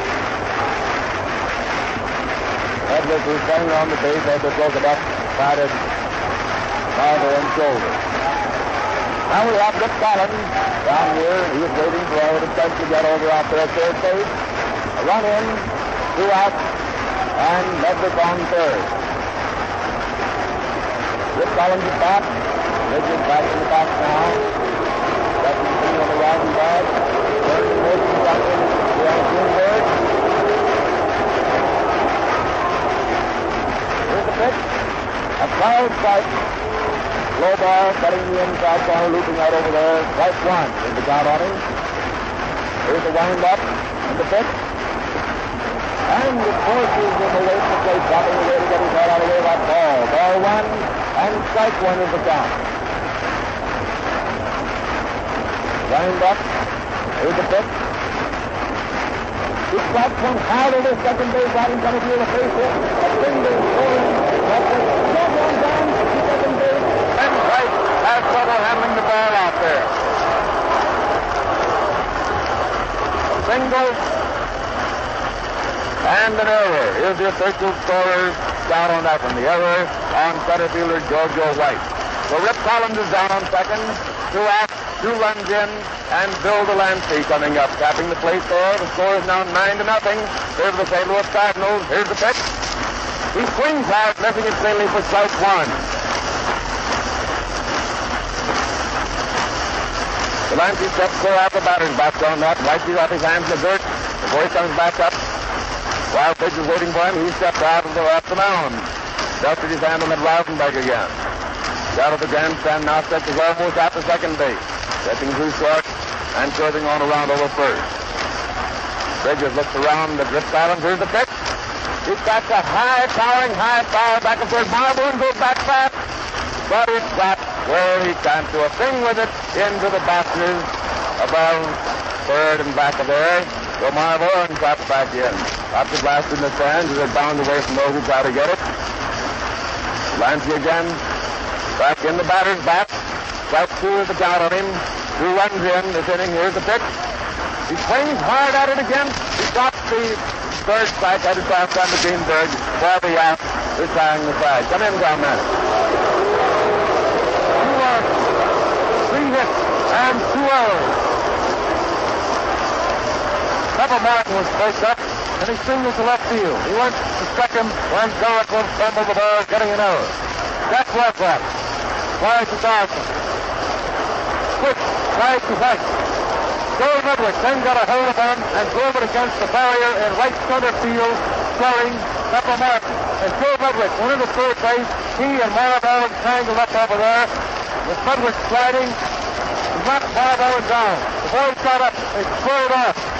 But before any damage could be done, the players stepped between them, and the fight was over. Medwick is going out to left field now. They're throwing apples and bananas and oranges.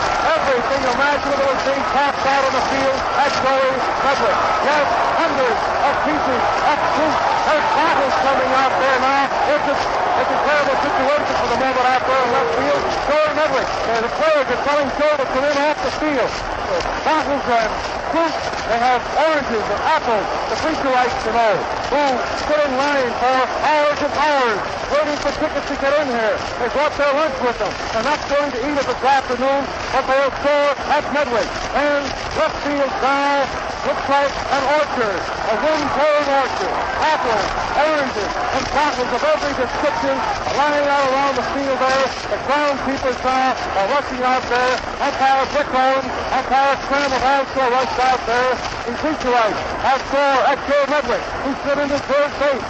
Perhaps he unintentionally stood in to Bob Owen. And the boys had a bit of an argument over there, and the Preacherites now are taking part in the argument by throwing everything that they can get their hands on out into left field. The regular David Field ground crew have all gone out there now. They're picking up the bottles and everything, but the fans are standing there waving their handkerchiefs, newspapers and hats and everything at Joey Medwick, the Cardinal left fielder. In the meantime, let us get back to the ball game. As we go into the Tiger half of the 6th inning, it will be 9-0 in favor of the Cardinals. In that inning again, the first half of the 6th, Martin singled to left field, went to second on Goslin's fumble. Rothrock then tried to Gosling. Quick tried to White.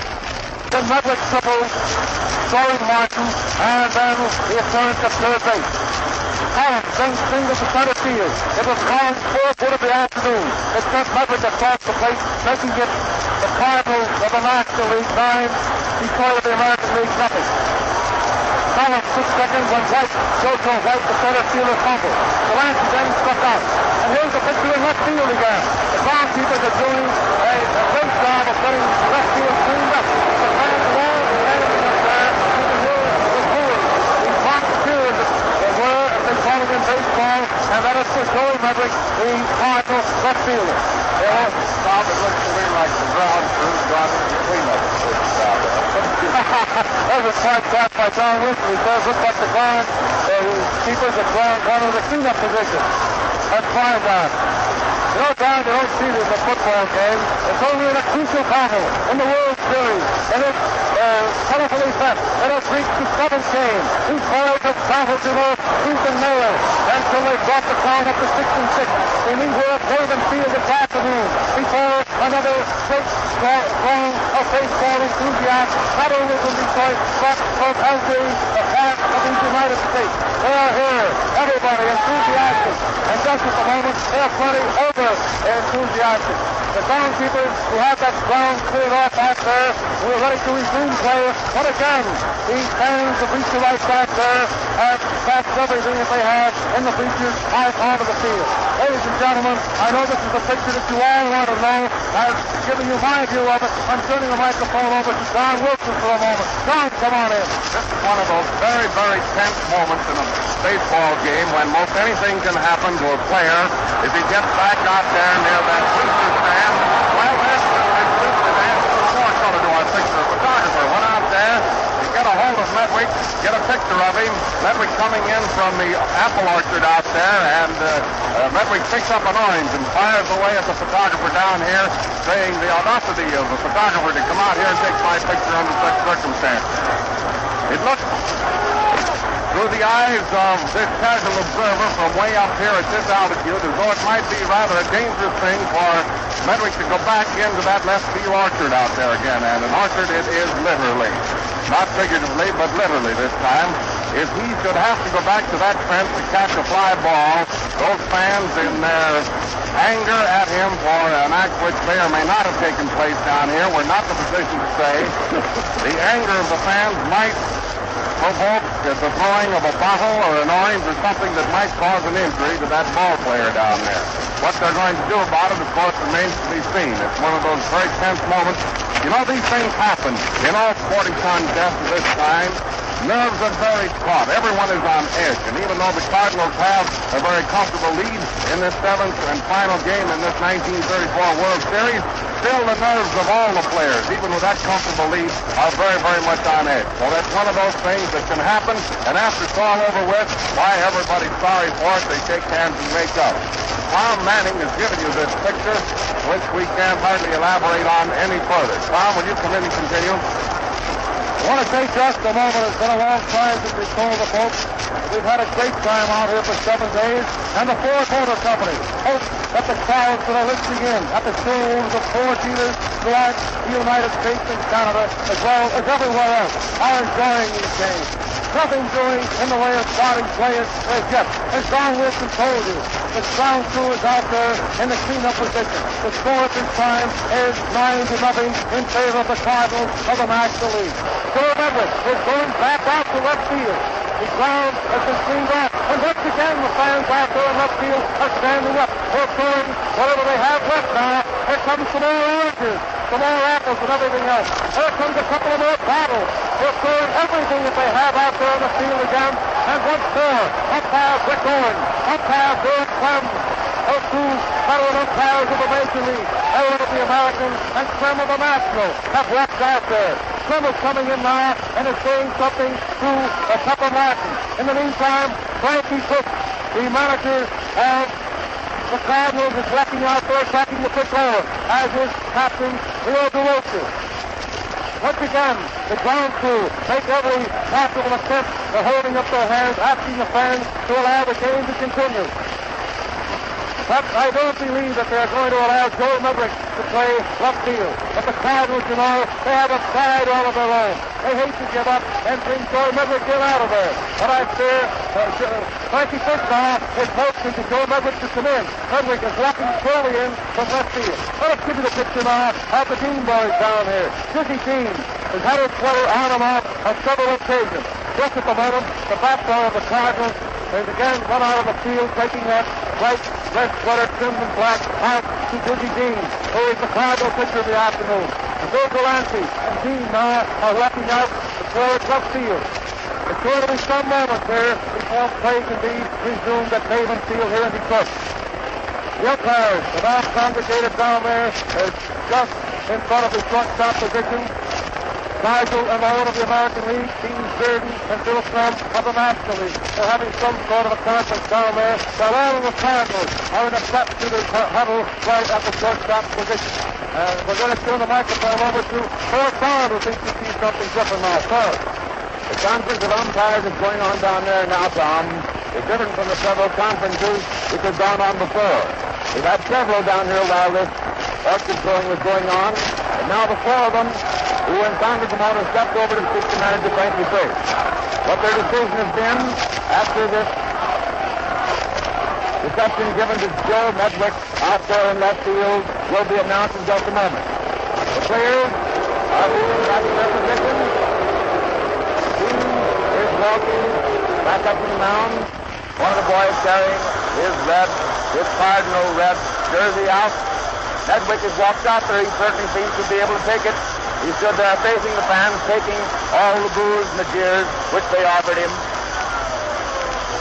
Now he's walked out there amid that, and more of the fruit is starting to come down. Lemons, oranges are starting to slice down around Joe Medwick again. The Hooters, the Detroit Hooters here in the stands, the bleachers out in left field, are showing their displeasure with the happening at third base. Which, of course, no one can tell just exactly what it was. Both the boys patted each other as they left. But Medwick walking out there in the field is getting the same blood reception every time, and the groundskeepers are out again. What do you see over there, Tom Manning? Just at the moment, here's something going to happen. We're going to follow this play all the way out for you. Manager Mickey Cochran of the Detroit Tigers, a great favorite in Detroit, has been asked by Frankie Fish to go to left field to see what can be done about it. Mickey Cochran, being a big sport, is walking out to left field with his bat in his hand and is now holding up his hand, asking the bleacher right to refrain from throwing anything else out on the field. Mickey Cochran, however, doesn't go all the way out to left field. He stopped out there at the moment and is talking to Clem and Rick Owen. And now he's coming back toward the plate, and once again, 3, 6, 9, 10, 11, about a dozen of the groundskeepers are out there, and for the trying to get the field cleared off. Oh! A bottle that came out of the stands over there just barely missed one of the groundskeepers out there who has a big pail trying to pick up the fruit and the bottles and so forth. Mickey Cochran has walked in now and is standing right at the third base. Getting back toward the plate again for the moment.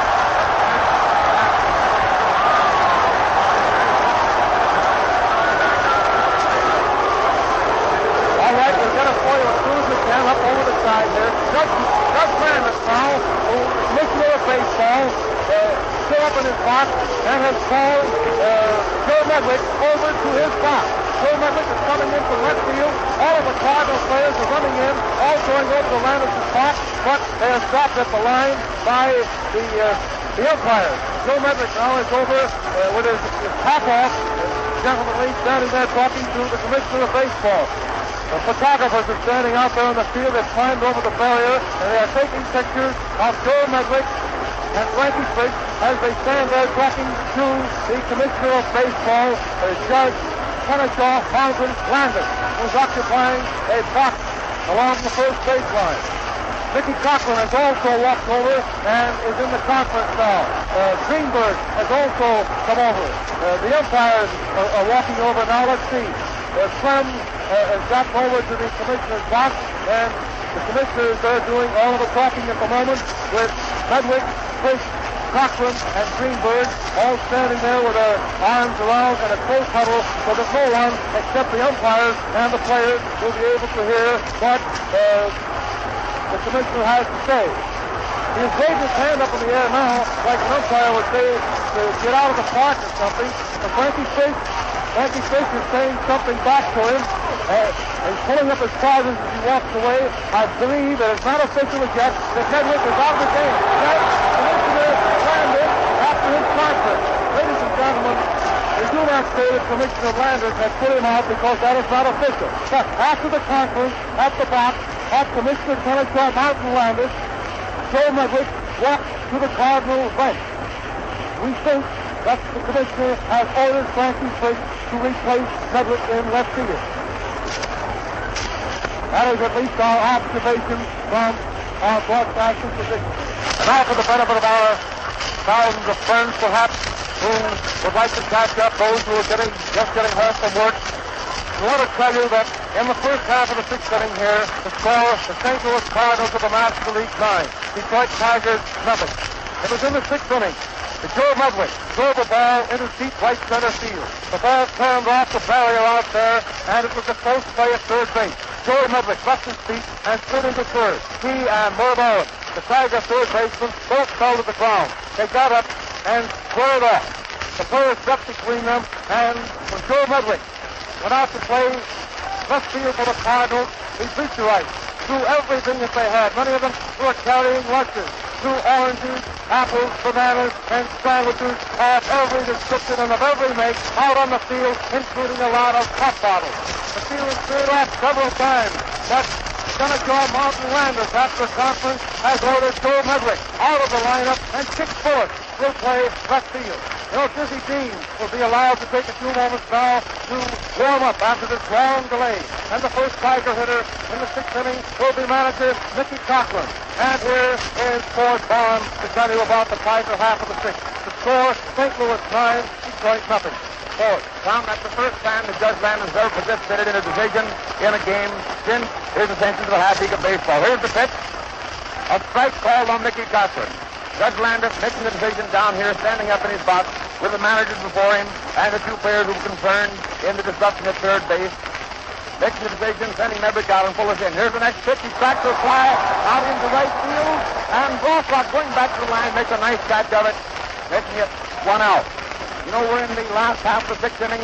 Mickey Cochran, the first man up for the Tigers, as they trail 9-0, coming up in their half of the sixth. Charlie Gehringer is next at bat. Fuller is the new left fielder for the St. Louis Cardinals. Dizzy Dean had a long time. He tried to warm up several times. Then they tried to resume play. He dropped his sweater, put it back on. When the boots started flying out in left field again, 3 or 4 times that happened. Each time he had to retire, to put on his sweater, and try to keep his arm warm. Then he came back, warmed up again. Gehringer's in there now as Mickey Cochran dropped on over to the dugout. 1 out, nobody on.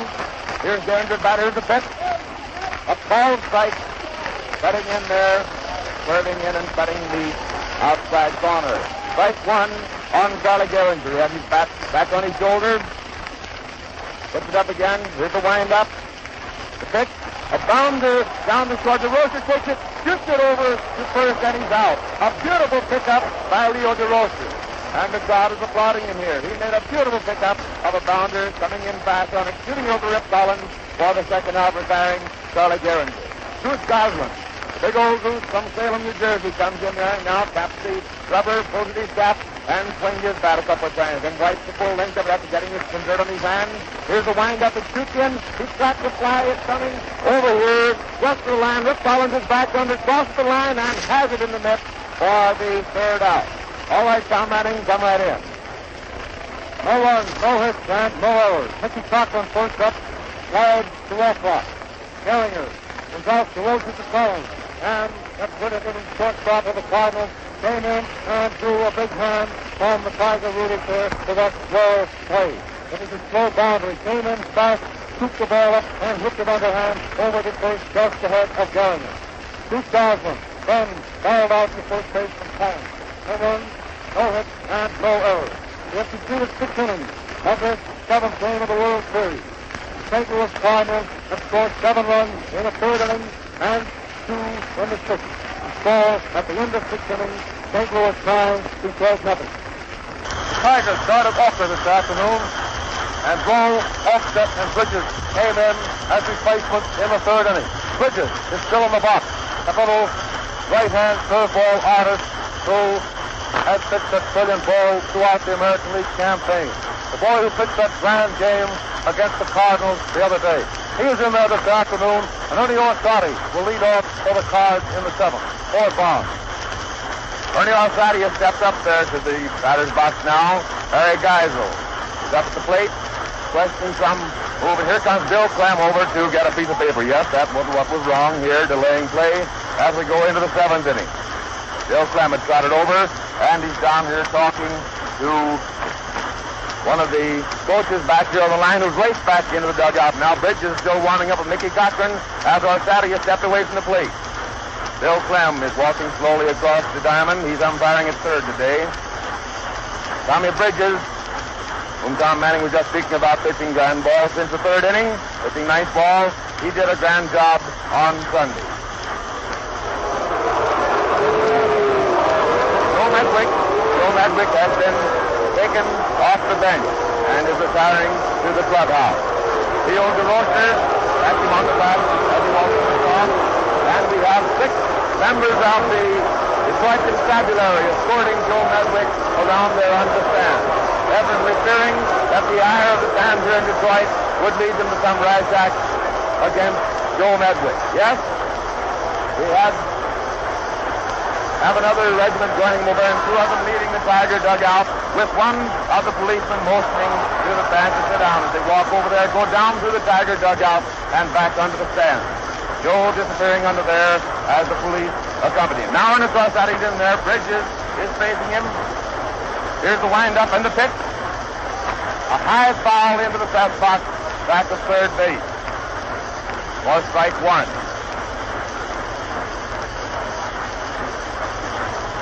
He steps back into the batter's box. Bridges is dropping the ball into his glove.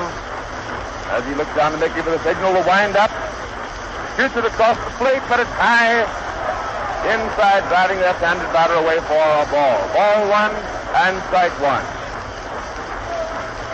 Here's the wind-up. He cracks a high one out into center field.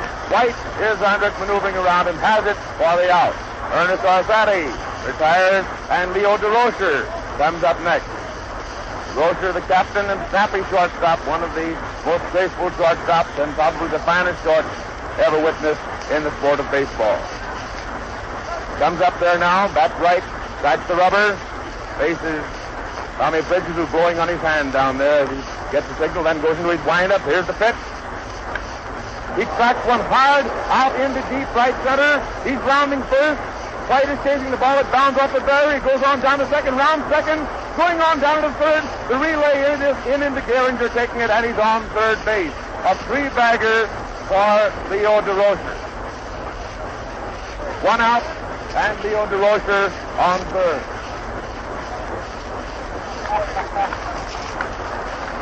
As Mike Gonzalez talks to him down there, he takes off his cap, and they're applauding him here in the stand. Fine looking. And they're applauding Dizzy Dean as he comes up there to crack the plate with the rubber of his bat. Man on third, 1 out. Here's the windup.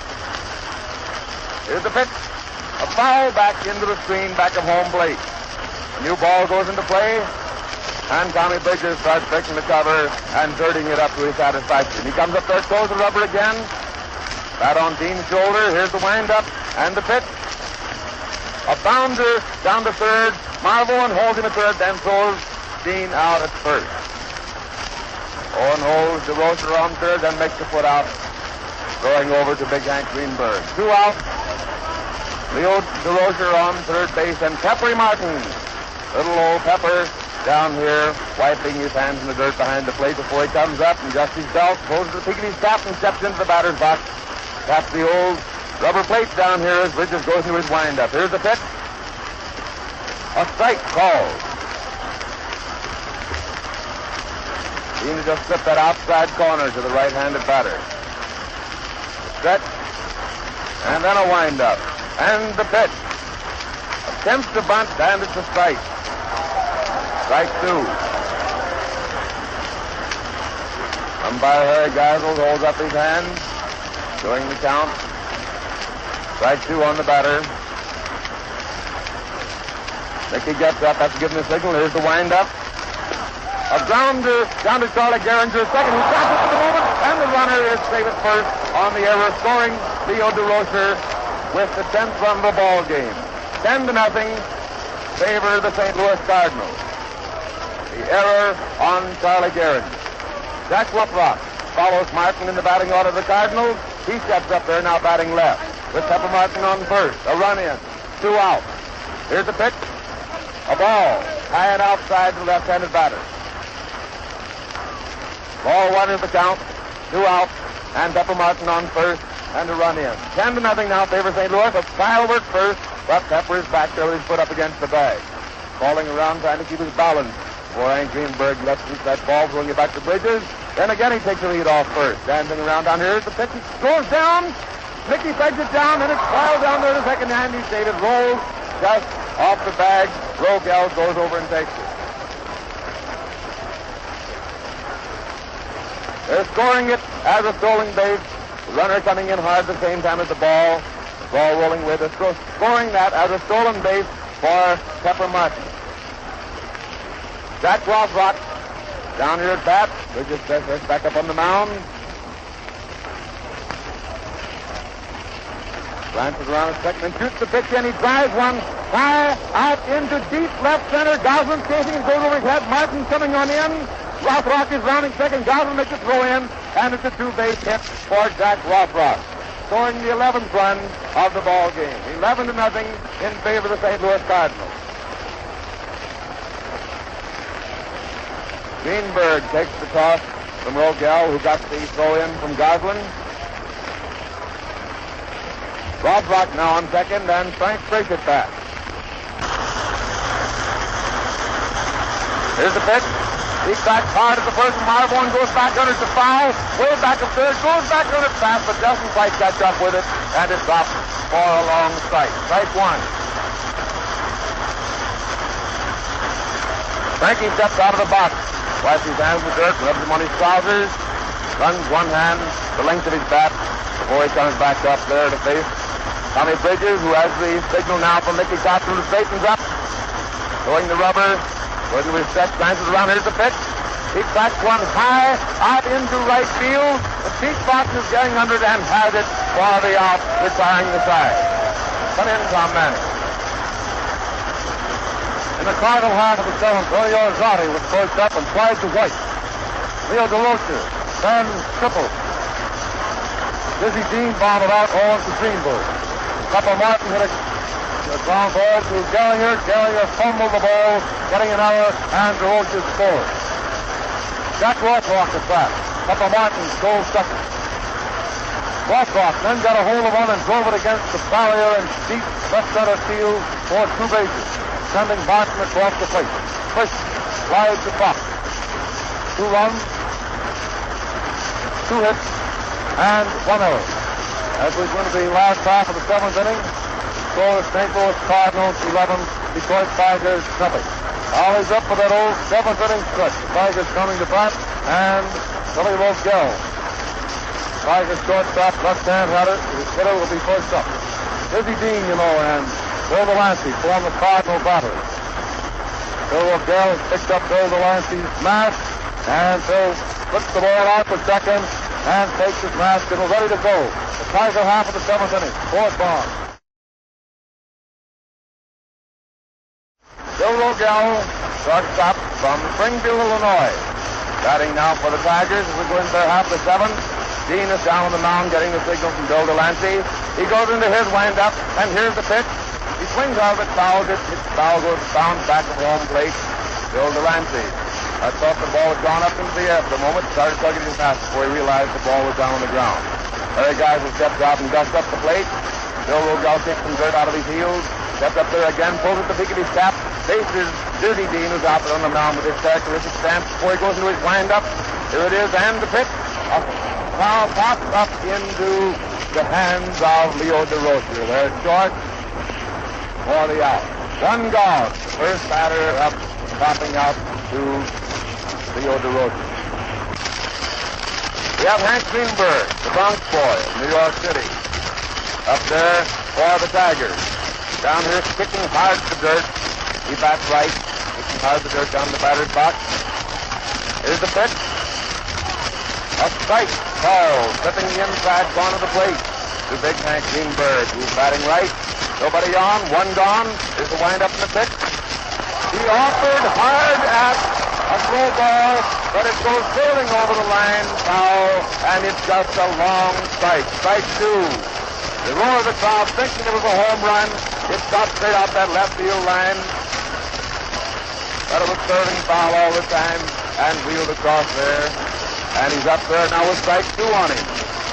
Delancey signaling to Dean to go to his windup. There's the pitch.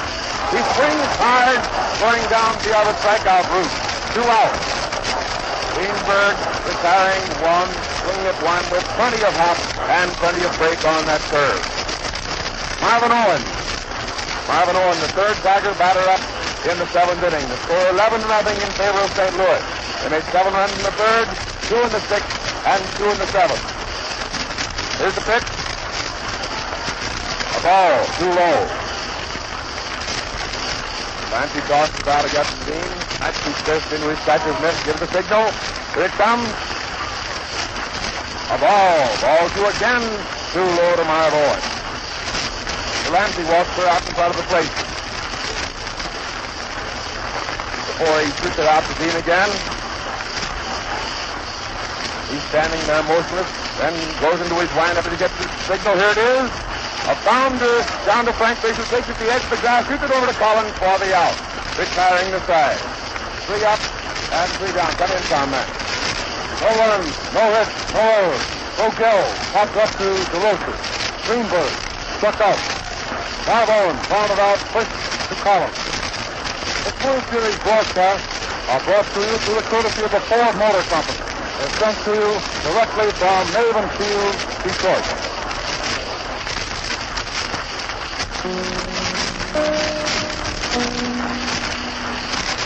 You are listening to WMAQ, the Chicago Daily News Station. The time is 2:25 and 20 seconds Central Standard Time. After closing one of the first half of the 8th inning here at Maven Field, we have a change in the Tiger pitchers. Tommy Bridges, nose been in the box, is taken out. And football, Marbury. That colorful figure that for so long was Ricky Washington Senator. In great relief pitching he did in his early days. He's now the Tigers, and he comes in here as the Cardinals come to bat in the 8th inning. Ted Marbury, big heavy set right-handed. Cards come to bat, and here is Ford Bond. Marbury's in there making the cover on a new ball as Charles Bullis, new left fielder. He's up at bat for Cardinals. Here's the pitch. A ball. Forcing the right-handed batter away from the plate. Ball 1. Here's the count on Charlie Fuller from Gerardville, Pennsylvania. Here's the wind up in the pitch. Again a ball inside the right-handed batter. Ball 2. Marbury, he comes from Streetman, Texas. He's just come in here to relieve in the 8th inning. Here's the wind up. He cuts a hot one down. That's short between short and second base. It goes on out to center field for a single for Charlie Dick Fuller. Who's down first now with Rip Collins. You up at the plate. And Rip takes his place there in the batter's box, scratching the rubber with his bat and swinging his bat forcefully back and forth as he comes up there to face the offense of Purple Marbury. 1 on and nobody out to score 11-0 in favor of the St. Louis Cardinals. Here's we go into the first half of the 8th inning. Here's the windup in the pitch. He backs one high, out into right center. Pete Fox is going over under and has it. And Fuller, who had chased almost down to second, has to race back to first. 1 out, 1 on. Dick Fuller on first, and Bill Delancey, the Cardinal catcher, coming up to bat. Gehringer just to throw in. He tosses the ball over to Marbury, who wipes his hand off on the rosin bag. 1 out, 1 on. First half of the 8th inning, the score 11-0 in favor of St. Louis. Delancey's down there, swinging his bat back and forth. Here's the pitch. He cracks one down to second. Gehringer takes it, shoots it over to first. Not possible to make a play. Fuller was already down on second, and there's 2 gone. Delancey out, Gehringer to Greenberg. Ernie Orsatti. Ernie Orsatti, whom we've told you is from Los Angeles, California, and who has received an injury in almost every game of this series, but who has played sterling ball all the way through another left. I believe he's only been out of 1 game when Fuller replaced him out in center field when the injuries were just too painful and legs too stiff to perform. Here's the pitch. Ball.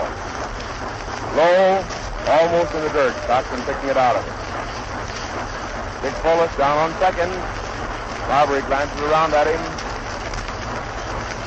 Playing on the mountain. Shoots his pitch and pass it high and outside for ball two.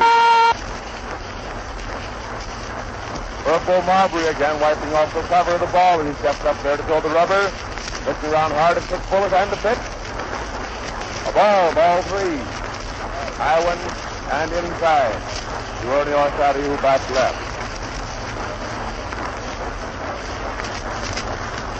He swings his bat very slowly and droops it down. Here's the pitch. And the walk. A ball too low. Orsatti is given a walk. You can see just the way he drops down the first with that right leg is still bothering. 2 men on, 2 out, and Leo DeRocher at bat.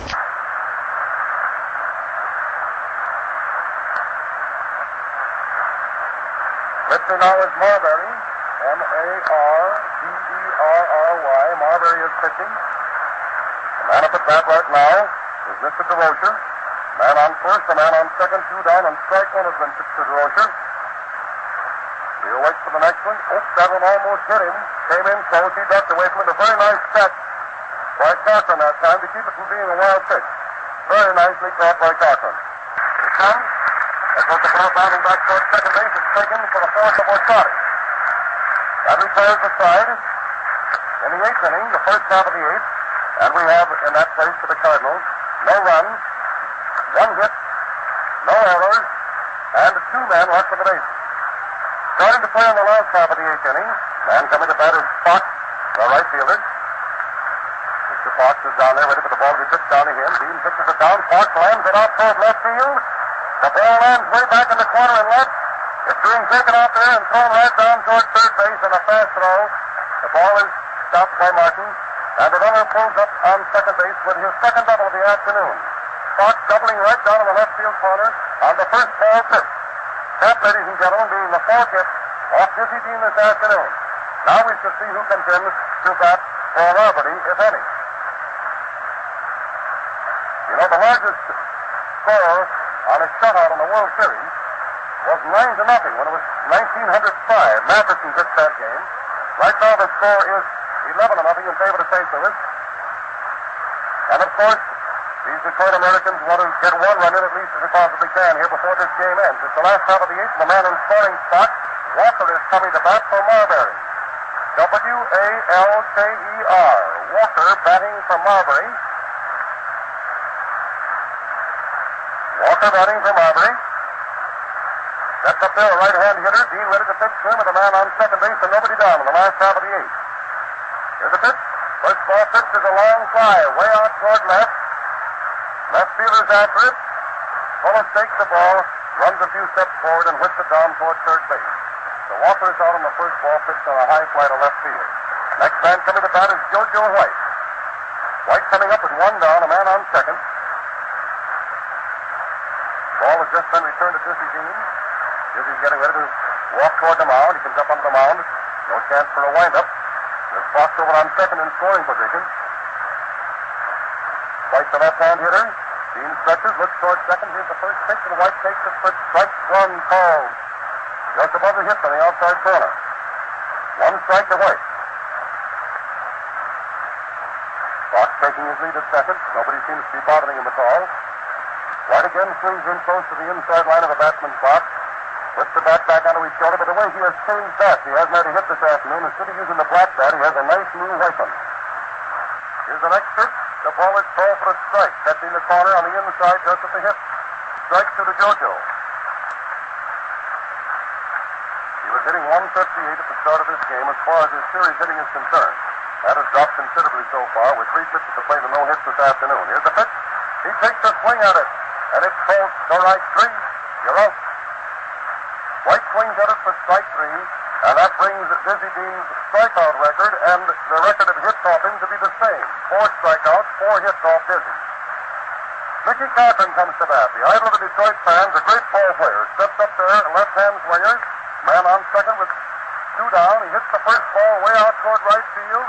Looks like it might be foul, but the wind is carrying it over near the foul line.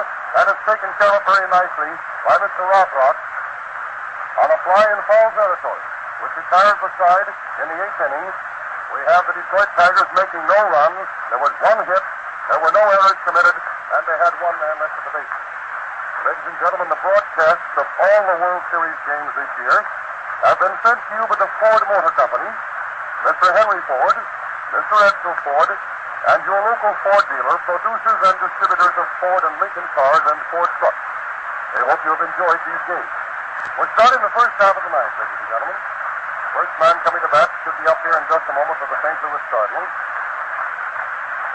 Calling for attention out there on the loudspeaker system, but right now we're watching to have Dizzy Dean come up for his turn at bat.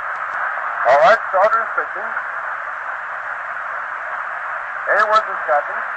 The first man at bat is Dizzy Dean. We're starting the first half of the ninth, and the score is 11-0 in favor of the St. Louis Cardinals. Starter swings up to pitch the first one down to Dizzy Dean. Here's the pitch. Dizzy takes it close to the belt. Ball. One. Ball on to Dizzy. Dizzy watching for another one. Starter swings up there. Winds up very easily. Pitches the ball in. Dizzy hits the ball out toward left field. Goslin's over after it. Takes a line drive for the out. Dean out on a line drive to Goslin for the first out in the first half of the ninth inning. Next man coming up should be Pepper Martin. Pepper Martin this afternoon has been on base every time except the first time at bat when he struck out. He has walked, singled, then saved an error, had another single, stolen a base, scored 3 times. Watching for the ball to pitch out to Pepper Martin with one down in the first half of the ninth. Starter takes his wind-up, swings up easily, balances. Here's the pitch. Pepper hits the ball right straight up in the air towards first base. It's being blown foul. Greenberg is after it and takes the ball over near the dugout for the out. Pepper Martin out on a foul to Greenberg. That puts 2 men down and brings to bat Rothrock, who has doubled twice this afternoon, walked once, knocked into a force out, and flied out once to left field. There are 2 out in the ninth inning, with Rothrock coming to bat. Here's the pitch. A ball. Inside and low to the left-handed batter. 2 out, nobody on. Jack Rothrock up. Trotter has it again. Goes into that slow wind-up and sets the pitch. And it's a ball. Ball 2. Again low and inside. Forcing Jack Rothrock to do a little half skip with both feet to get out of the way. That slow wind-up of the general again, and the delivery. He offers at it, but fouls back into the screen. 2 balls and strike 1. Here's the count now as that foul back into the screen. 2-1 the count on Jack Rothrock. Third batter up for the Cardinals here in the ninth. Scores 11-0, favor St. Louis in the first half of the ninth inning. General Trotter, who's just come onto the mound for the Tigers, pitching to Jack Rothrock. Mickey Gosselin receiving. Here's the wind-up and the pitch. A bunt. He goes winging down first. Trotter to get rolled over the line. Foul. Ray Hayworth, a great catcher who caught almost half of the Tigers' games this year, and his name appears in the lineup here for the first time. Here's the pitch. He swings hard, and Trotter strikes out the last batter for the Cardinals here in the ninth inning of this 7th ball game. Cardinals now cut out to their position as we go into the last half of the ninth inning. The Cardinals leading 11-0 with Charlie Gehringer. Charlie Gehringer, the second baseman for the Tigers, due at bat. Bill Delancey is down there now, waiting behind home plate for Diz Dean, who just did, it's almost a somersault going on out to the mound, just in high spirits. As he steps up there to the mound to start warming up with Bill Delancey. Trotter had it 3 up and 3 down in his appearance here in the last game, striking out Jack Rothrock, the last man, after running the count to 3-2. Here's Charlie Gehringer, walks out there now, swinging the bat viciously through the air. Third man in the Tiger batting order. Up first here in the last half of the ninth, trailing by 11 runs. He stands there almost motionless, then wings his bat around viciously again. Here's goes into his windup. Here's the pitch. He offers at it, and it kicks the plate behind home, a foul. Strike one. Delancey never fails to knock that masking cap off if there's anything doing behind home. He doesn't wait. Instinct tells him as soon as that ball happens around him, he hasn't got his mitt to do something. Here's the pitch. He swings at it and cracks a hit, a base hit, out into left field where Hank Fuller has it. Shoots it in. It's a base hit. A single for Charlie Gehringer. First man up, Goose Goslin of Salem, New Jersey. Comes up and cracks the dust out of his heels. Dirt as he comes up there, pulls the big of his cap, faces Jez Dean. Here's the wind up the pitch. He cracks a bounder down to first. Rip Collins shoots it down to second. DeRocher shoots it back. And Dean was over there for the play, take the throw from DeRocher. So there was no possible double play. Diz was standing about a yard off first base. From here it looks as though Dizzy thought he had his foot on the bag, but he's standing a whole yard or 4 feet away from first, thinking he was taking a throw for the double play. DeRocher making the out at first, retiring Gehringer on a fourth out, and then making the throw over to first, trying to get the Goose. Rather amusing, the crowd all got a laugh as Diz looked down his foot and discovered the bag wasn't under. So here we have Bill Rogel up. Here's the pitch. He cracks one hard, a base hit, rolling on the ground out in the right field. Goose is on second, and Rogel is on first. 1 out, and 2 men on. Hank Greenberg do it fast. Goslin on second, Rogel on first. 1 out, and Hank Greenberg up. Hank's digging himself a terrific hole down here in the batter's box on the left side of home plate. He bats right, you know, and he's digging one for his right foot. As Diz throws the rubber, looks around at second, wind up, here's the pitch. A strike call, slipping the outside corner to the right-handed batter. Strike one is the count. 1 out and 2 on here in the last half of the 9th inning. Badgers trailing by 11 runs. Stretch as he looks around at second. Here's the pitch. Foul off the handle of his bat. Now, 2 strikes. Ball slipping off the handle of his bat and bounding over towards the Cardinal dugout. 2 strikes to count on Big Hank Greenberg. Up here for his last time in this 1934 World Series with 2 men on and 1 out. And the count 2 strikes on him. Set. Here's the pitch. A swinging strike going down for the strikeout.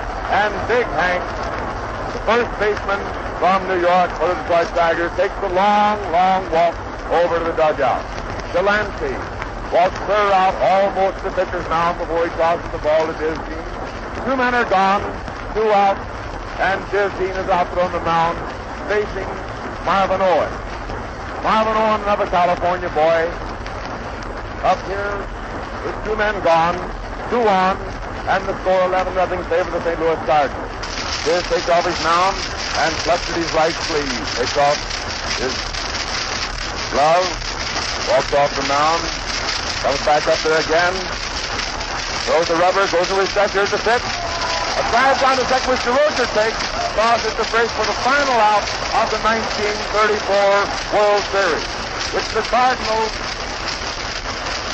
which the St. Louis Cardinals win this 7th and deciding game with 11 runs, 70 hits, 1 error. The Tigers, no runs, 6 hits, and 3 errors. A shutout for the great Dizzy Dean. He and his brother, the only pitchers during this 1934 World Series to have 2 games to their credit. Now, ladies and gentlemen, we know that these players are racing off the field, and most of them got off before this crowd got out here. The crowd is racing over to the Tiger dugout, but the Tigers have all disappeared down the little hole in the far corner of their dugout. And the Cardinals, of course, raced over there and got disappeared. We wanted to describe the scene for you here, but the fans are walking very quietly across the green flag here in Navin Field. 25 years since they've had a World Series, and they haven't won the World Championship. Their spirits are dampened, of course. We're going to pass you down to Tommy Manning, who's in his Cardinal dugout. Come in, Tom Manning. Now the boys are coming in, you can hear them. And the first boy that's going on the air is Captain Leo DeRocher. Leo, what did you think of it? Well, Mom, there's the bacon. What a great ball club. The greatest fighting bunch of ball players I've ever had the pleasure of playing with. A great manager and two great pitchers and deans and a great bunch of fellas. We already played a great game out there, George. It filled with fans, fans without number. And here's that right field of the Cardinals. The boy who dashed over into right center field. Fans without number and knocked off those hard drives. Jack Rothrock. Hello, fans. First, I want to thank the loyal rooters in California that sent me those telegrams. And it's a great feeling. We got a great night, and we're all just as happy as we can be. Jack, get some of the other boys here. Rip Collins. Here's Rip today. He had 4 hits. Come on in, Rip. Well, I wanted to get one more, but I got one more out of both the world's record. I hope my family's listening to me in Rochester, and I know my wife is. You can tell her we're all happy as we can be, boy. And here he is, ladies and gentlemen, Dizzy Dean. Kid, just take this microphone and help yourself, boy. Hello, everybody.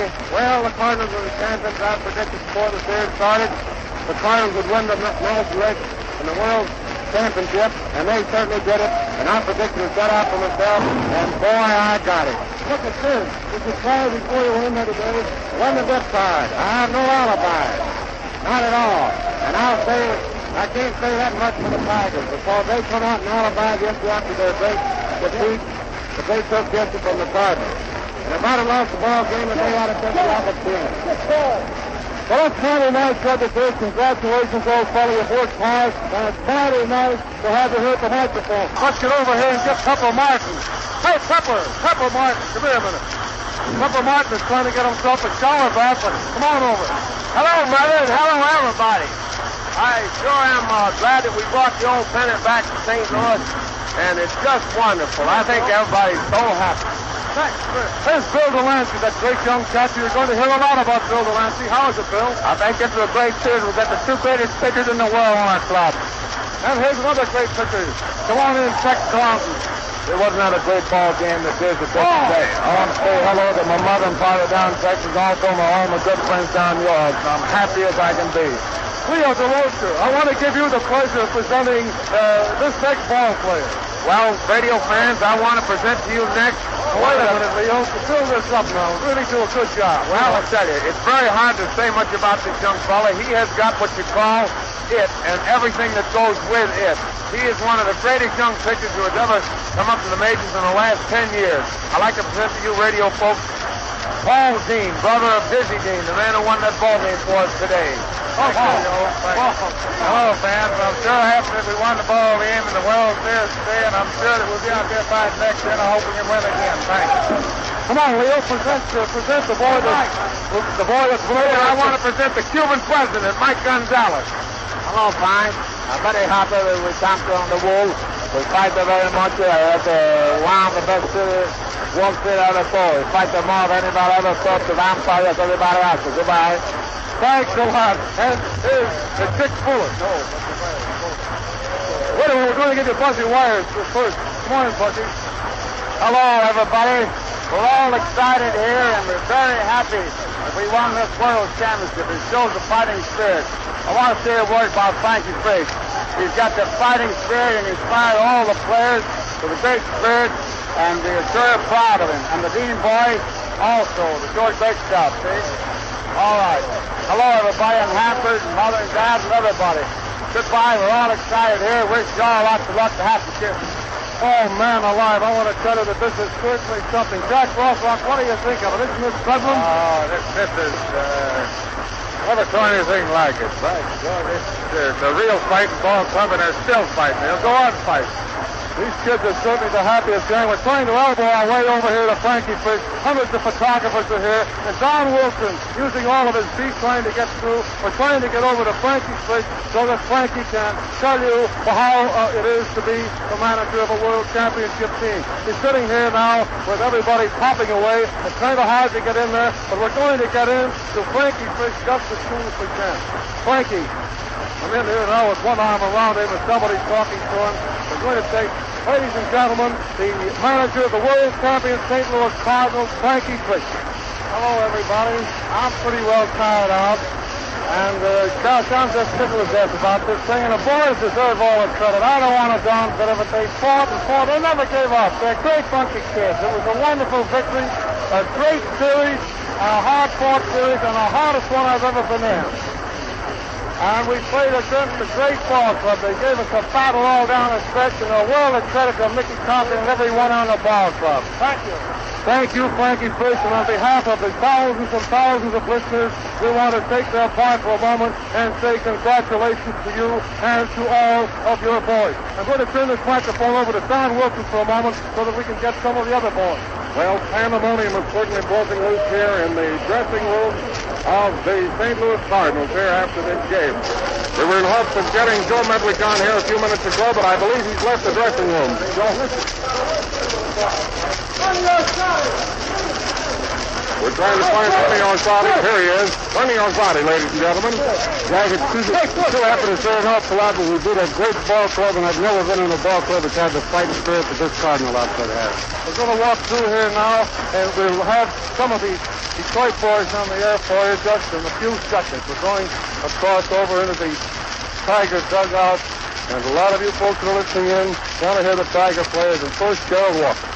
There's a couple of to lose, folks, but all right, we just had to do it. Ladies and gentlemen, we want to present to you next 2,000. We gave them all we had, folks, so now we'll give them the credit. That's fine. Mickey Compton, the manager of the Tigers, ladies and gentlemen.